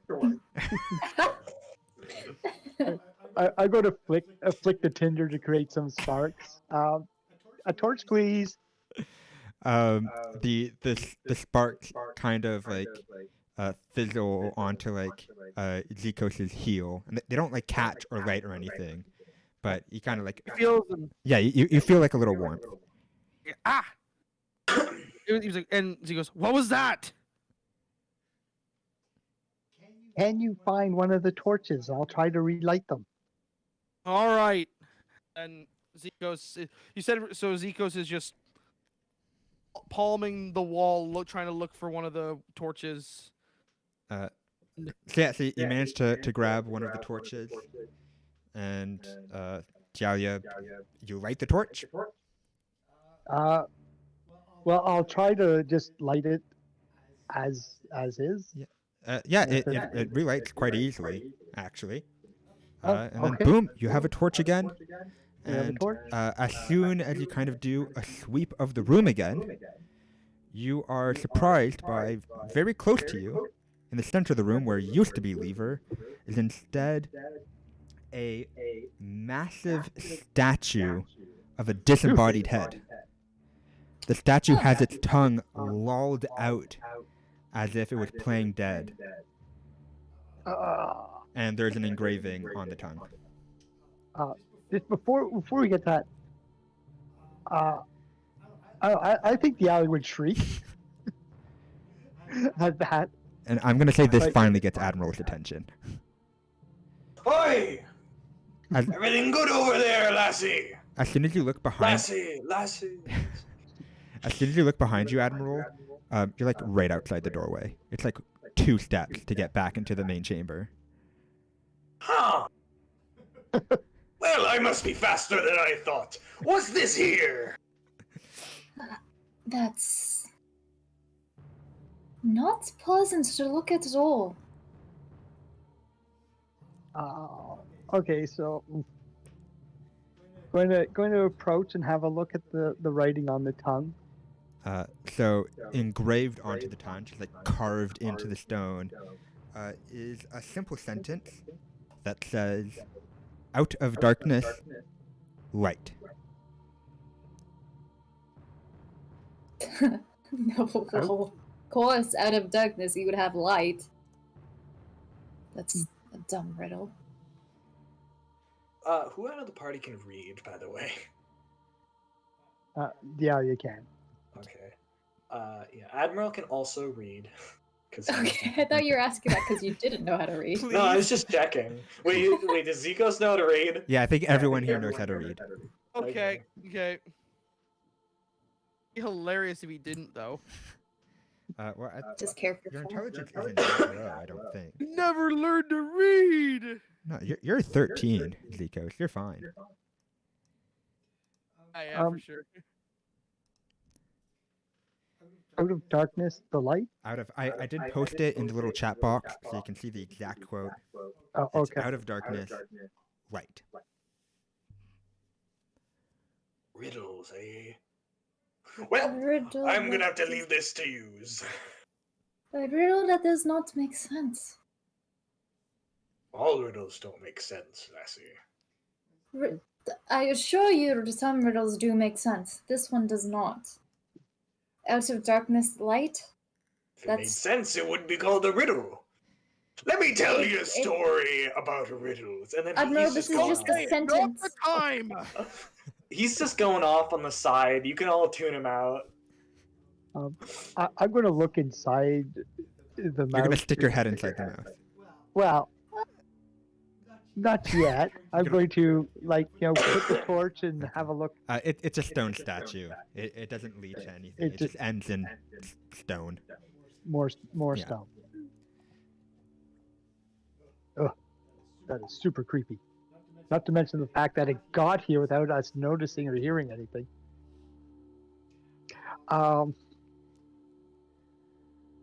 Magic, probably. When did the torches turn off? when Admiral stepped into the... When you stepped out of the hallway. When I stepped out of the Yeah. hallway. The first time someone left the hallway back into the room you were in is when the torch is turned off. Okay, will someone grab another torch off the wall? And I'm going to take this torch into the hallway. Okay. So, who's grabbing the other torch? Just while we have light, let's grab a torch if things get muffed again. I will. Sorry, I accidentally closed my Discord. I missed something. So Oops. what you missed is Zico's picked up a second torch. Dialia's lit the second torch. I wasn't going to light it No, yet. so you're just walking into the hallway with your torch? Just walking into the hallway with the torch. Okay. Yeah, okay. You're in the hallway with the torch? And is it just as I walk, it keeps going on? Yeah. And then when I turn around, You're right there. I'm right there. And when I step into the room, Nothing changes. nothing changes. Okay. Admiral's doing an intelligence check. I'm going to do... Wasn't this the adventure time thing? What if I walk backwards into the bloody hall? Okay, you walk backwards into the bloody hall. Do I actually look like I'm traveling away? You do. You look like you're traveling away. I know where this is going to lead. So, all right, put a hand on the wall. I'll keep walking back. Yeah. You're getting further. What does it look keep like to the going. rest of us?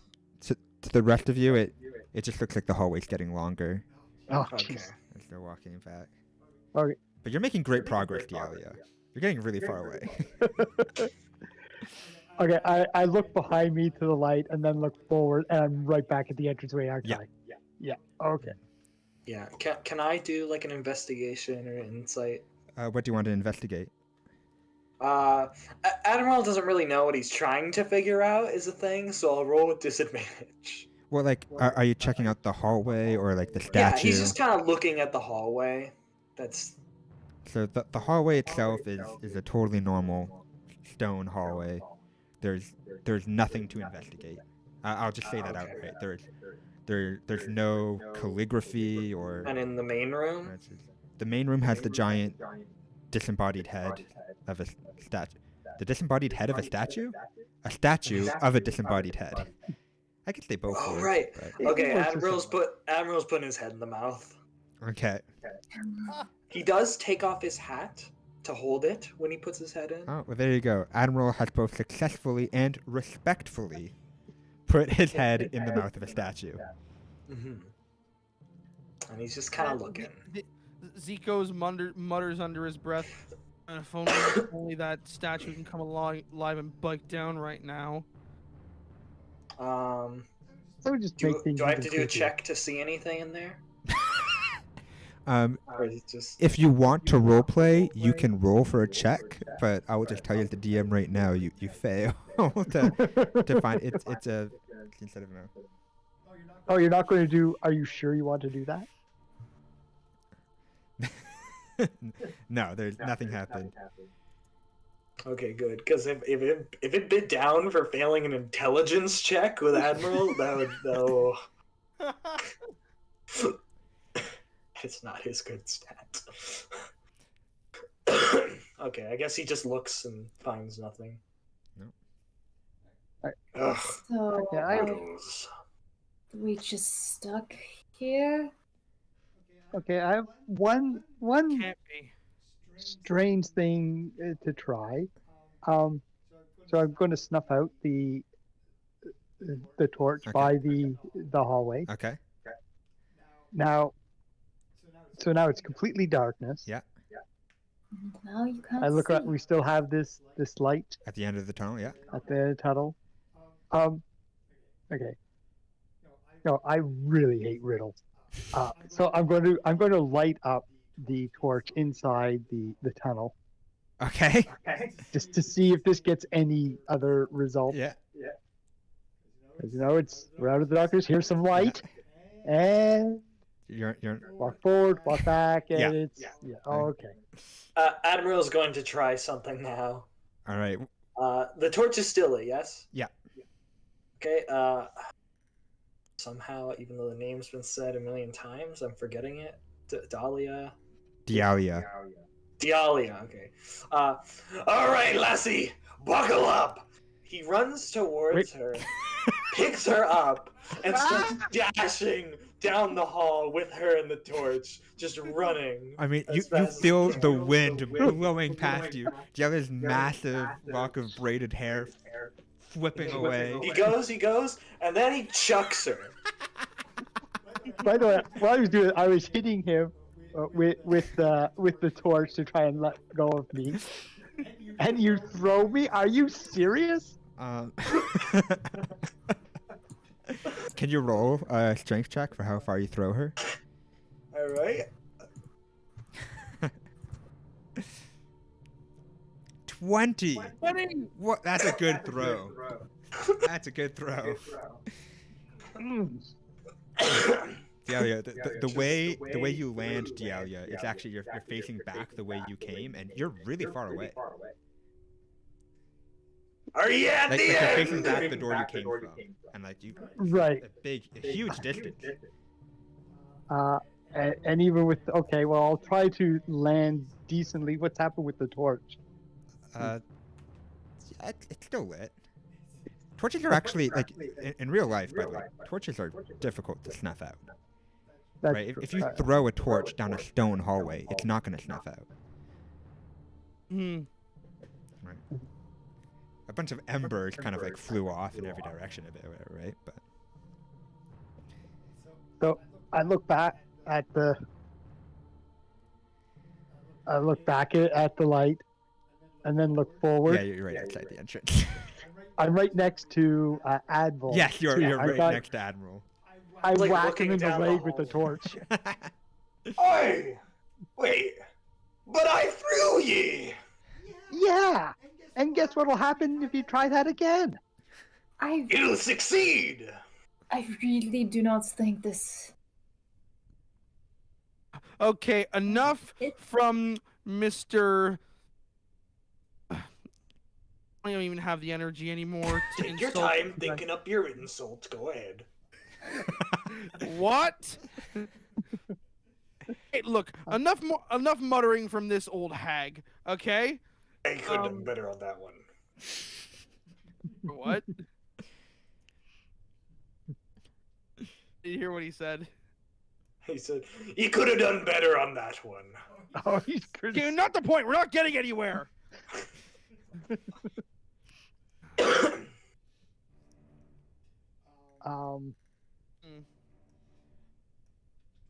Okay. Does anyone have better ideas that do not involve throwing? Okay, so I'm confused a bit. So, and DM, if Dialia, like before Admiral threw her, she was trying. Was she like earlier? Was she was walking backwards down the hallway with the torch, and it felt like it was getting longer and longer? Yeah, that was just from her perspective. For you guys, she was making no progress. Oh, okay. Yeah. What if we all did that then? We all. I think. What if we all tried that? Like we all had a torch.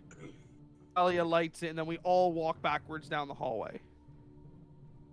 Like it is a matter of perspective that is causing. I'm trying to think this group is too. Well, do you have any better ideas, Emily?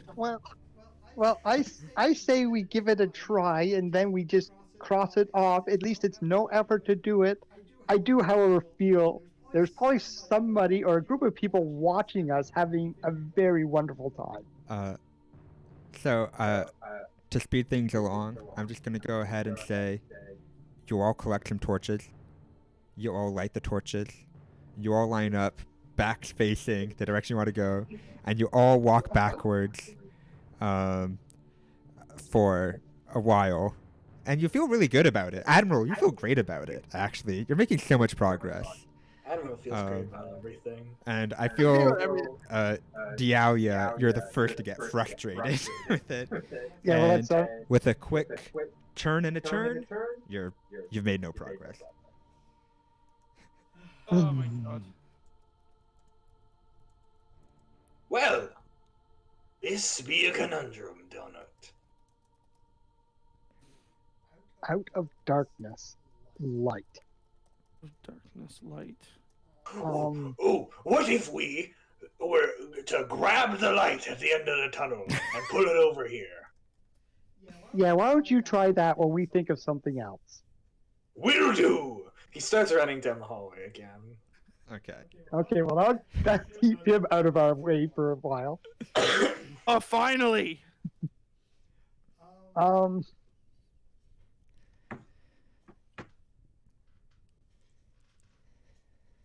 Emily, do you have any magic light? I mean, this is a druid thing. I would think it may require some kind of magic to get Once through. again, it's a college that has a druid, Oh. not a college of druids. Sorry, right. I have the ability to create fire, but not light. Hmm.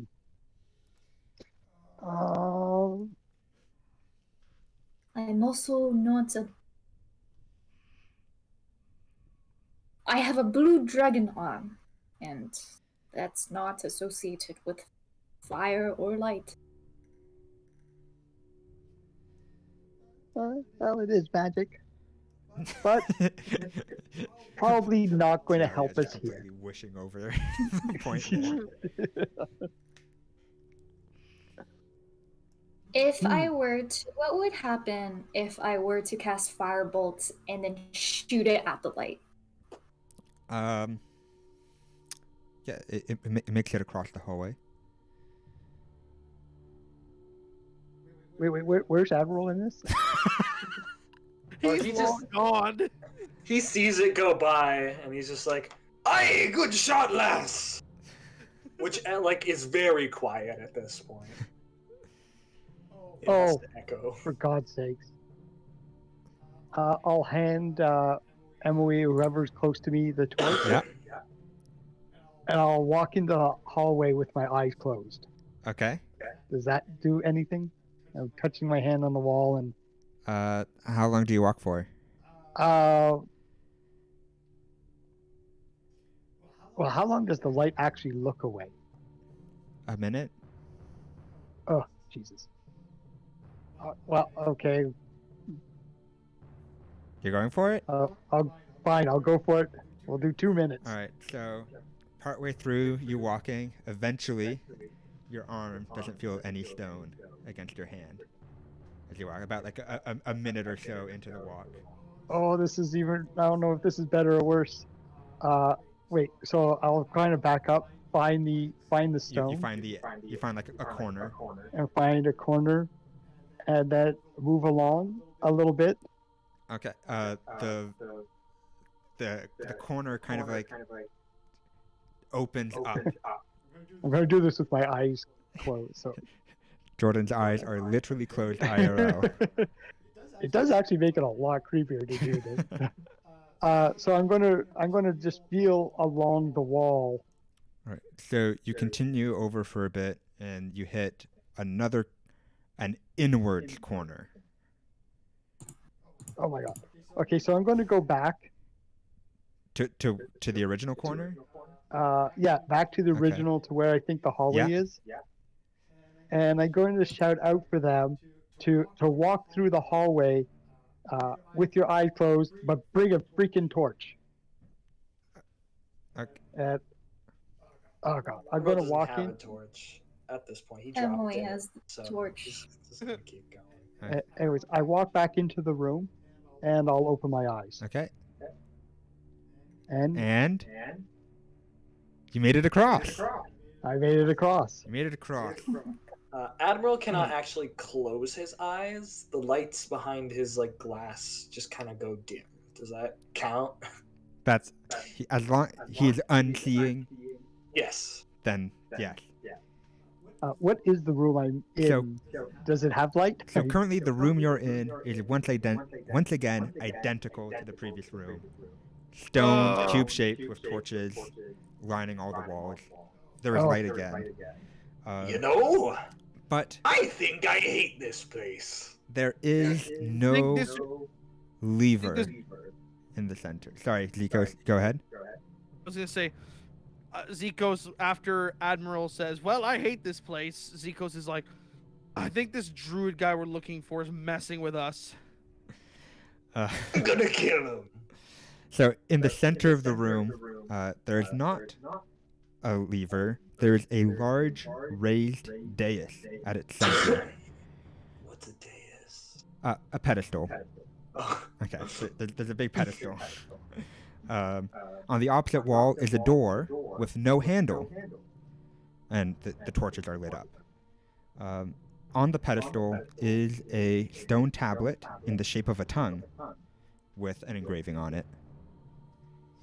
Don't tell him it's taking my time. What Okay, does I guess. the engraving say?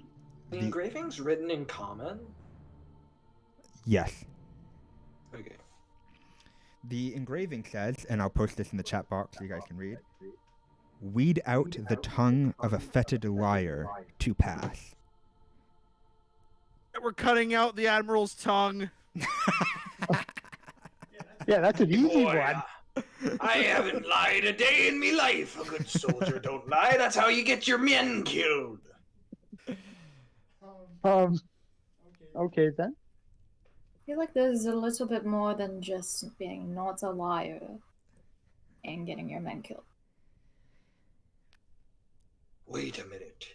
If we were keeping our eyes closed for the last one...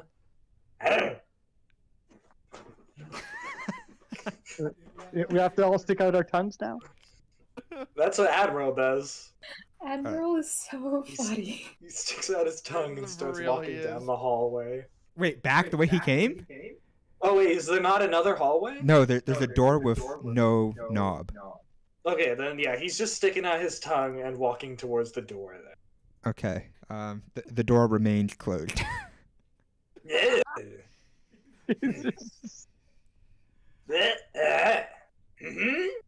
And he tries to grab for the knob with his tongue out. There is no knob to grab. He thought it would just like appear. I don't think that's working. You think you could just You think? smash the door down? Yes! No, Strength Admiral. Stop. I have a better idea. Better idea than smashing it. I know. Why don't you come to the pedestal? You know what? At a time like this, I think what we really need is for one of your rousing speeches. One of your great stories you gave to your troops. One of my great stories. Well, now that I can certainly do. Let me tell you. I take him by the hand. I start leading him to the diet because I'm pretty sure he's starting to speak now, just on the spot. Let me tell you the story of the Battle of the Blasazon Plains. So he's just going off again, as he does. And so while he's speaking away and telling his regaling his story, I'll check the door. Anything? No, the door's still closed, but the story's surprisingly good.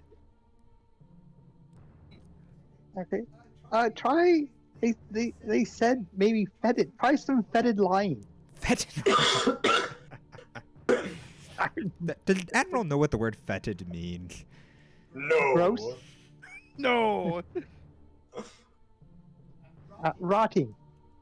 A rotten lie. There you go. There's a good term for it. Tell us a rotten lie of a story. A rotten lie. A story. You mean fiction? Sure. There once was a sea lion named Gleaston. Gleaston the sea lion had a boat which he went fishing on. And then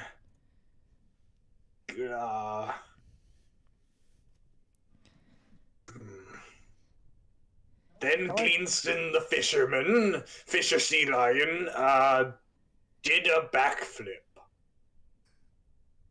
Okay, now make it fetid.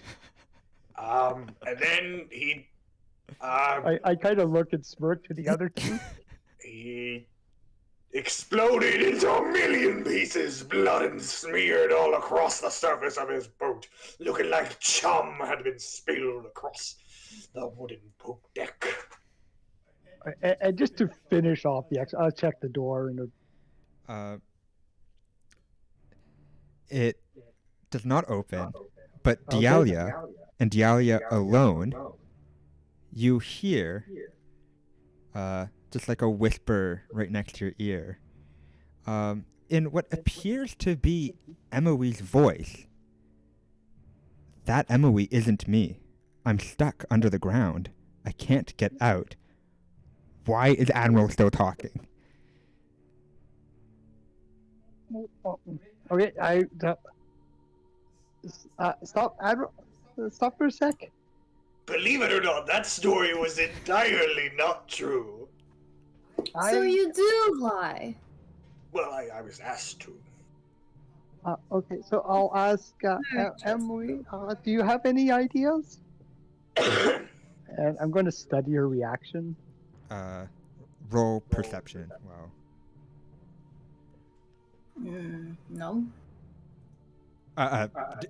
Dialia roll perception. Wow.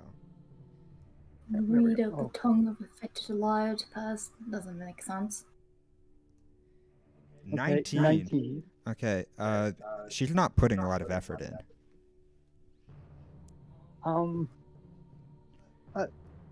Emily, how would you try telling us a story? Any story? I mean, I don't honestly see the purpose of that. You can borrow me story if you like. Well, Would you I like think to share another story? Of course I'll share another story. No. Let me tell you about the time. No. I think we need a different story. Maybe maybe someone who's not so used to telling such grand stories. Perhaps because the Admiral is so used to telling such great, wonderful stories. It's too easy. Maybe if you tell us a story, it might work out.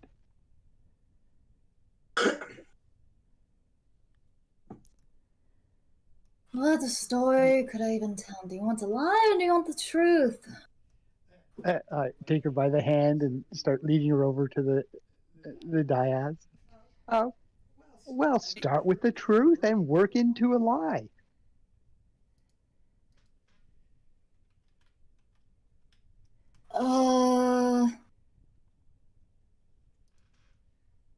Do I notice anything particular about her hand or appearance or?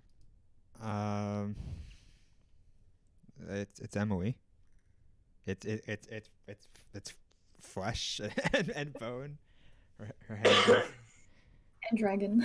and dragon, depending on which one you grab. It's a normal hand. It's a normal hand belonging to a living being. And her dragon hand is as I remembered it. Because I also did. I guess you did work on it with specific detail. Yeah. Okay, well, try telling us a story. Well, there was a storybook that I read once when I was younger. It was about this cat who had a great big hat, and it enjoyed. I'll check the door. Nothing. It enjoyed sleeping on a mat. Is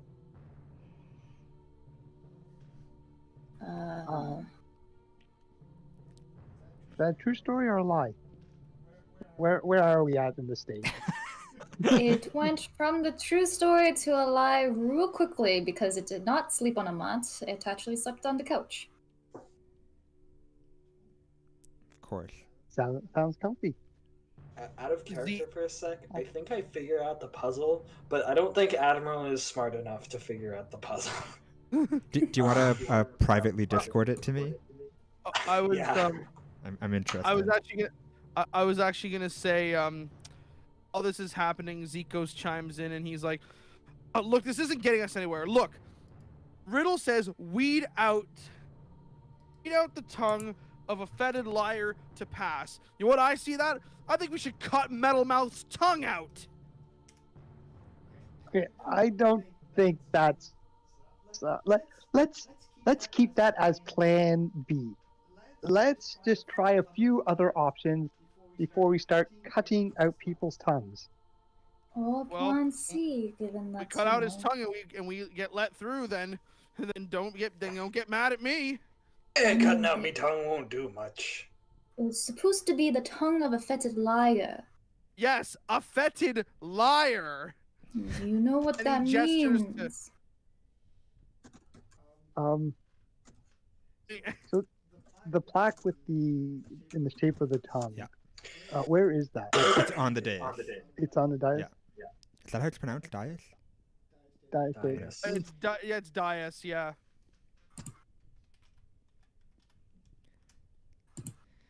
Yeah, it's just a stone statue of a severed tongue with the engraving. Let me pull out weed out the tongue of a fetid liar to pass.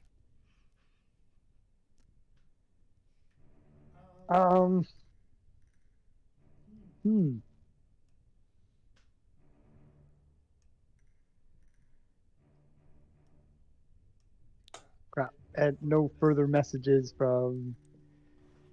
No further whispers.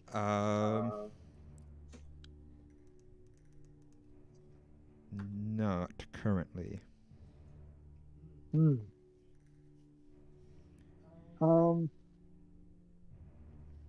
Okay, so let's just recount our steps of what we did. You guys came through with your eyes closed. Mm-hmm. Right? Emily? Yes. Did you have your eyes closed? Yes, that is how we all got through. And I'm looking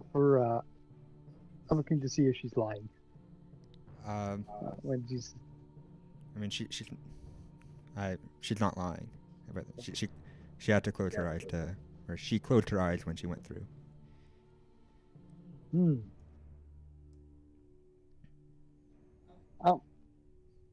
And did everyone turn a left when they came through the hallway?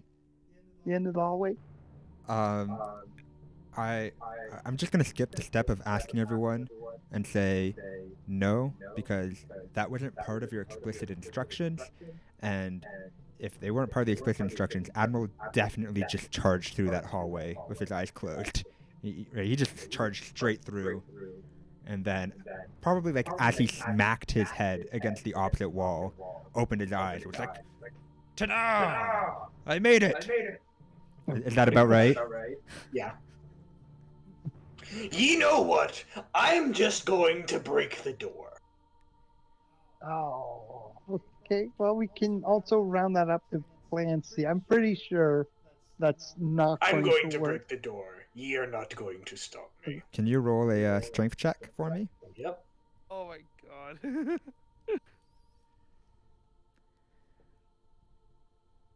16. All right. So he smashes against. How do you like hit it with your axe or just like a shove? Yeah, just. Okay. He smacks the stone door as hard as he can, and it does not open, but it does rattle a bit, and as it does, a small little trail of smoke seeps out from the bottom. Well, I'll just do it again. Wait. All right, I'm gonna have a look at it with pick locks. Or I guess an investigation first. Yeah, to, investigate. to There's nothing to see- pick. There's no like handle or anything. So you can roll an investigation. Well, I guess it's looking for any kind of secret lock or 20. latch. Okay. You can just about see, like underneath the crack of the door, is a stairwell that goes downwards.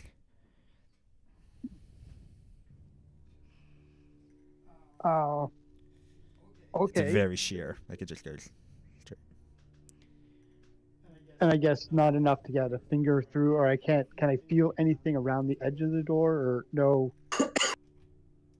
No opening mechanism. Nope. You know, this whole deal. Let me tell you about this one time. It reminds me of this. No, do this not one- even go there. Hey, it's important, laddie. There was this one time we always were do all that. going through. I'm gonna This go is back just to a the story original I'm opening. remembering. We were all going through a cave. the You hallway. see. It was dark. We were How all did going it through this, terminate into this room? this dark cave. Just a hole into a door. And as we went through the cave with But me no men, other alternate. came out the door? other end. There's no left and right. But to some the of our room? men, we didn't even see them come through. Just And some of them were replaced. Okay, I see.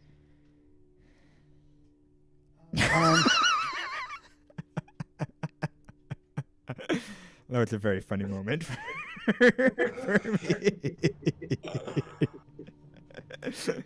Oh, the irony. The hijinks of a DM. Okay then. Okay, back to weeding out the tongue of a fetid liar.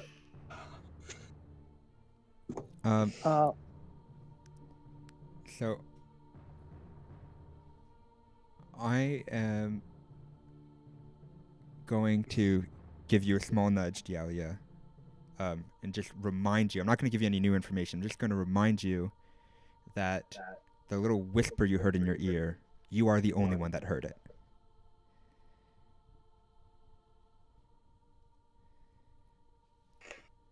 I'm the only one that heard it.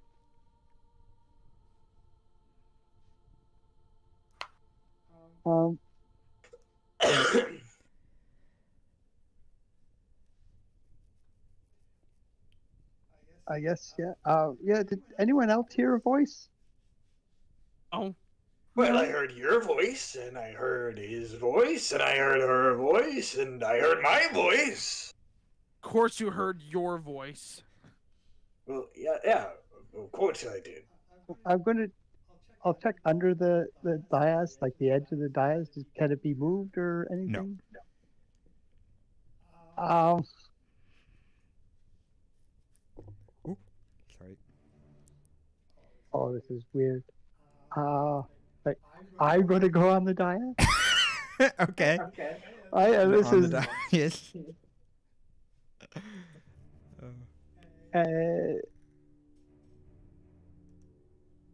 and say that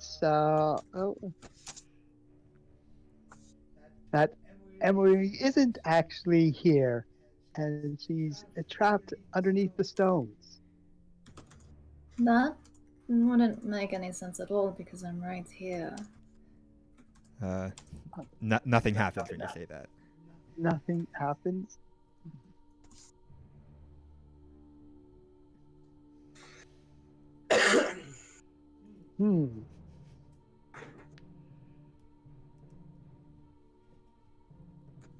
Okay,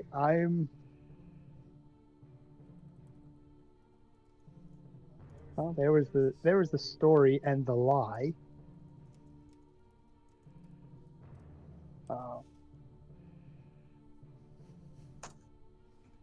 The time a fetid liar to pass. Oh God.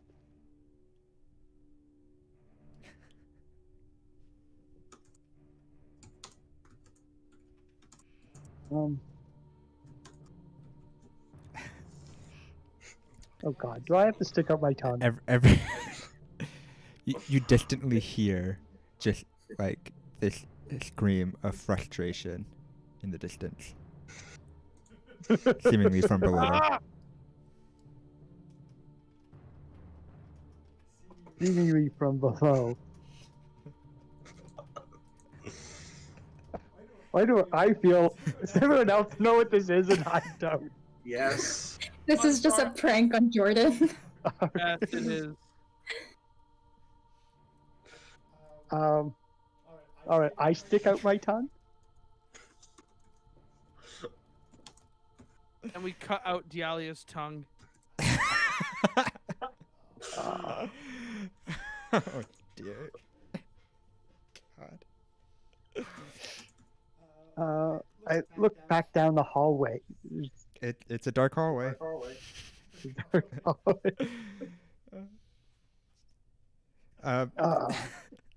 You hear another whisper at the edge of your right, just outside your ear, Father. Although, despite it being a whisper and clearly, like it's really quiet, so no one can hear it. It's also like simultaneously kind of like a shout, and it goes something along the lines of, "Dialia, literally just kill the false Emily. Oh my sparks!"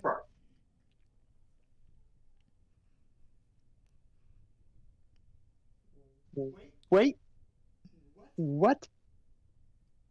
You know, I don't think you heard my story earlier, so let me keep going here. Oh. When we were at war, we were going through a cave in the dark. Nobody could see. Just sort of speak back. Are you serious? No, but nobody could see in the cave. You got it? And then when we went through the cave, and nobody could see, while in the dark, some of our men got replaced. Would you believe that? Oh God, How I have to listen to this all the time. The torture. Wait. Okay, wait. Oh God, see, this is a bit risky, but you said Dialia told any of us what she's heard at all? Dialia stood on top of a dais and spoke out, and she said, "That Emily isn't me. I'm stuck under the ground. I can't get out. Why is Admiral still going on still?" So she said that while standing on top of the dais. All right, I'm gonna ask. All right, let's try this again. Here. I think I know what it is. I think I know what it is too now. Does I know, but I know in the campaign, Alia has not told Zikos or Admiral that she heard Emily's voice, like in a whisper. No, Dialia has not said that yet in the campaign. Okay, I think I know what it is then. All right. And you know, when we were in that cave and we went out with the replaced men, the trick to getting our men back was to kill the replacements. All right, Admiral, let's try one last thing. Ain't that an interesting story? Emily, can you come over? How about all of us together get on the dais and we'll tell a story? I know what it is now. You know, one person starts and says 3 words, says a sentence, and then the other one continues on. I honestly do not see the point of this. No. I think you should just listen to my story. I'm sure this will work. We'll have Admiral start because I think that's kind of. Yes, let me start. The replacements in the dark tunnel. So I get everyone together. Okay. Put them on the giant. Okay. All right, Admiral. Yes. You can begin your story.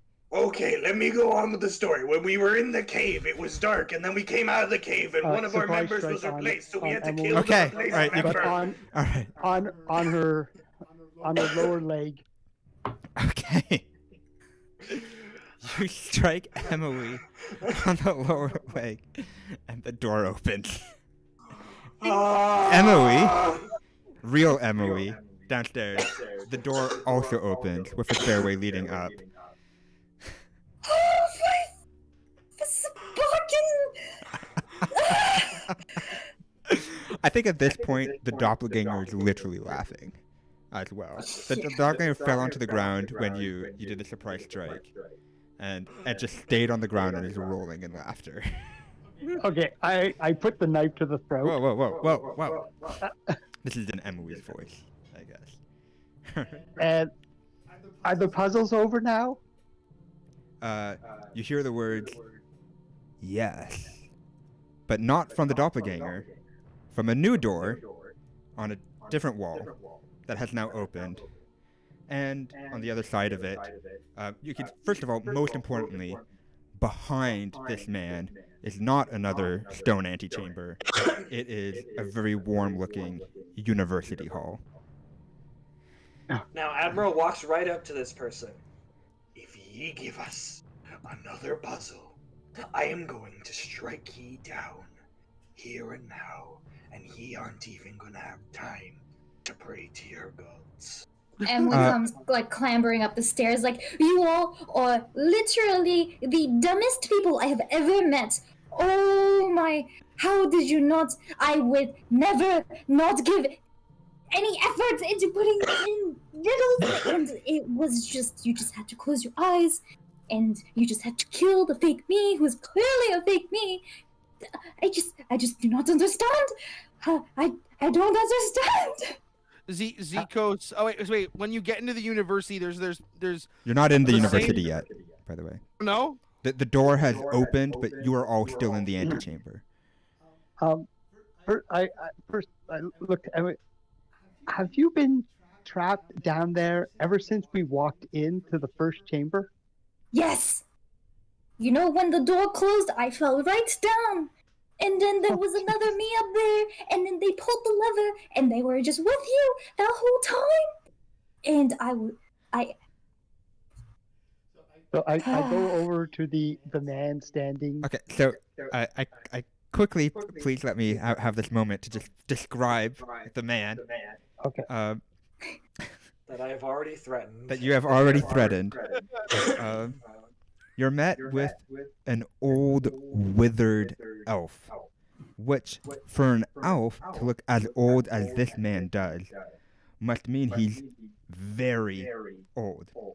He's dressed in large, bright, multicolored robes, with the typically generic witch's hat to match. He's also wearing an eye patch that covers over his left eye.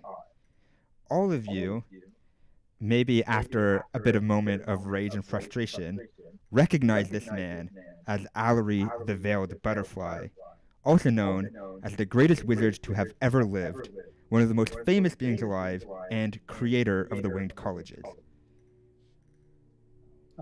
Okay. So I walk up to him and I pick up a piece of his robe and clean my dagger off on it. That was a nasty trick. Allery, And then Allery kind of laughs at that, but it's kind of like a wheezy sort of croaking like old man laugh. And he goes, Zikos being Zikos, pulls out his axe. He's like, "What do you think this is funny, old man? We could have died down there." Then he positions his axe like close to. He's like, "I don't care if you're one of the 5 burdens," well, and then and Zikos, just being Zikos, like just positions his axe close to the Veiled Butterfly in frustration, and then the Veiled Butterfly, I guess, looks at him and he just pulls back like, that's probably not a good idea. The doppelganger gets very angry at you doing that, but oh really? Allery just kind of like raises a hand like as a gesture from the stop and goes, "Apologies for the inconvenience. We required a delaying tactic to provide us time to discern the intentions of our guests. My priority is the well-being of my charges, and I'll have no violence against any of them, regardless of if they are Synleas or Uequian. Am I..." Delia holds up the dagger. Seriously. What's she pointing at? The bloody dagger that she just cleaned, that he forced her to use to prove that we're not violent is kind of what she's referring to. Well, sorry, the puzzles are just a delaying tactic. We have diviners to find out if you plan to harm us or not. You needn't worry about that. I only plan to harm one person, and only if they're stubborn. We were never worried about you. Wonderful! Now, may I invite you inside? You seem to have had quite a rough day. I could use an ale. Of course you can, you drunk. We will have to clean up your basement. Don't worry, it is already cleaned. And apologies, sir. We do not have any ale on the premises, but we do have Moignette, who would be very happy to meet with you. I'm assuming you are here for her? Wait, who's... I don't know who that is. Assuming that's the druid. You have never heard of this name before. But Allery immediately turns around after saying that and just starts walking down the hallway. Let's follow the kind gentleman, won't we? Yeah, okay, I guess I'll sheathe my dagger. You get a couple of odd looks from a whole bunch of what is clearly wizards and academics of all different kinds, all different types of robes and staves and books carrying around them, clearly going about their college duties and just looking at the hodgepodge group that you are. Emily is like covered in soot, I think, and you all still have your like proto-being disguises on, which just through time and exertion have kind of like the dressing is kind of melt, and also these are very smart individuals and you're not fooling them. I guess Admiral's helmet opened again. I mean, your disguise doesn't need to be failing for you to look strange in this group. That is true. You're just full of like the super heavy rustic armor. I've completely I'm at the point where the cloak is completely covering my dragon arm, and I am holding onto it from the outside. I don't trust these academic people. Allery sort of chuckle. He's walking very slowly, by the way. This is an old man. He's like shuffling along. He goes, I would politely request that you refrain from mentioning anything too specific about your task here to anyone other than Moignette, if you would. Why would I do that? If I told everyone, then it would be so much more helpful, now wouldn't it? You don't actually have the information, so I don't really have to worry about you. Information? We understand the gravity of the situation and the things that we have. Thank you very much. Allery eventually leads you to a small office littered with piles upon piles of parchment. Sitting in a small chair opposite of an equally small desk is a gnome. The desk is actually so low to the ground that it's a proper height for Dialia. This gnome is, I mean, still a little bit taller than you, but within your range of caricature. And sort of, Allery kind of opens his arm invitingly to the room and goes, "This is Moignette, our skilled druid and resident master here. As much as I would love to hear more of this strange artifact you possess, I'm quite busy of late, as you could probably imagine. Were we not, though, I'll leave you in very capable hands." And without another word, he leaves, leaving you alone with this tiny little gnome that stares inquiringly at you with large, beady eyes. Let's get this underway. we are at the 5-hour mark. Yeah. So were you planning on ending it here Yeah. or? This is like less than like 15 minutes or so. Okay. All right. So Admiral's gonna threaten the gnome with an axe.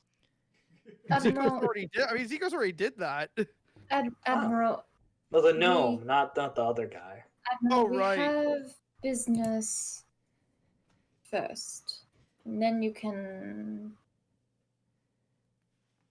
All right, fair enough. Yes. He puts You his can axe axe back later. over his shoulder. The gnome kind of just blinks owly, completely oblivious to what that little exchange meant. All right. I just had a very rough 30 minutes, so I'm gonna get through this fast. And then I'm just gonna dump the thing, onto the ground.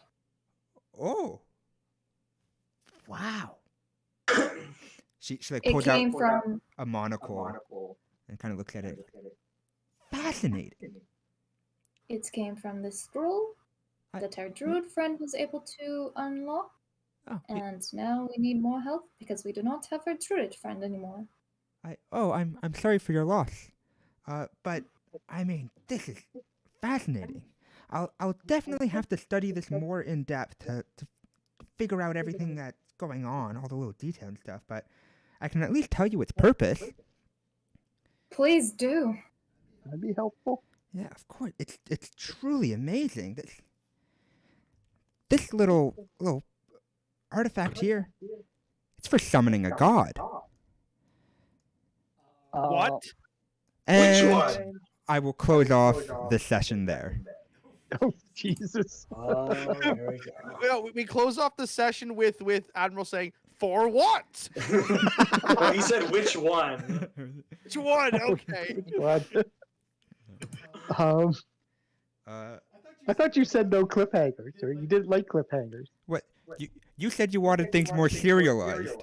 Oh, yeah, that's true.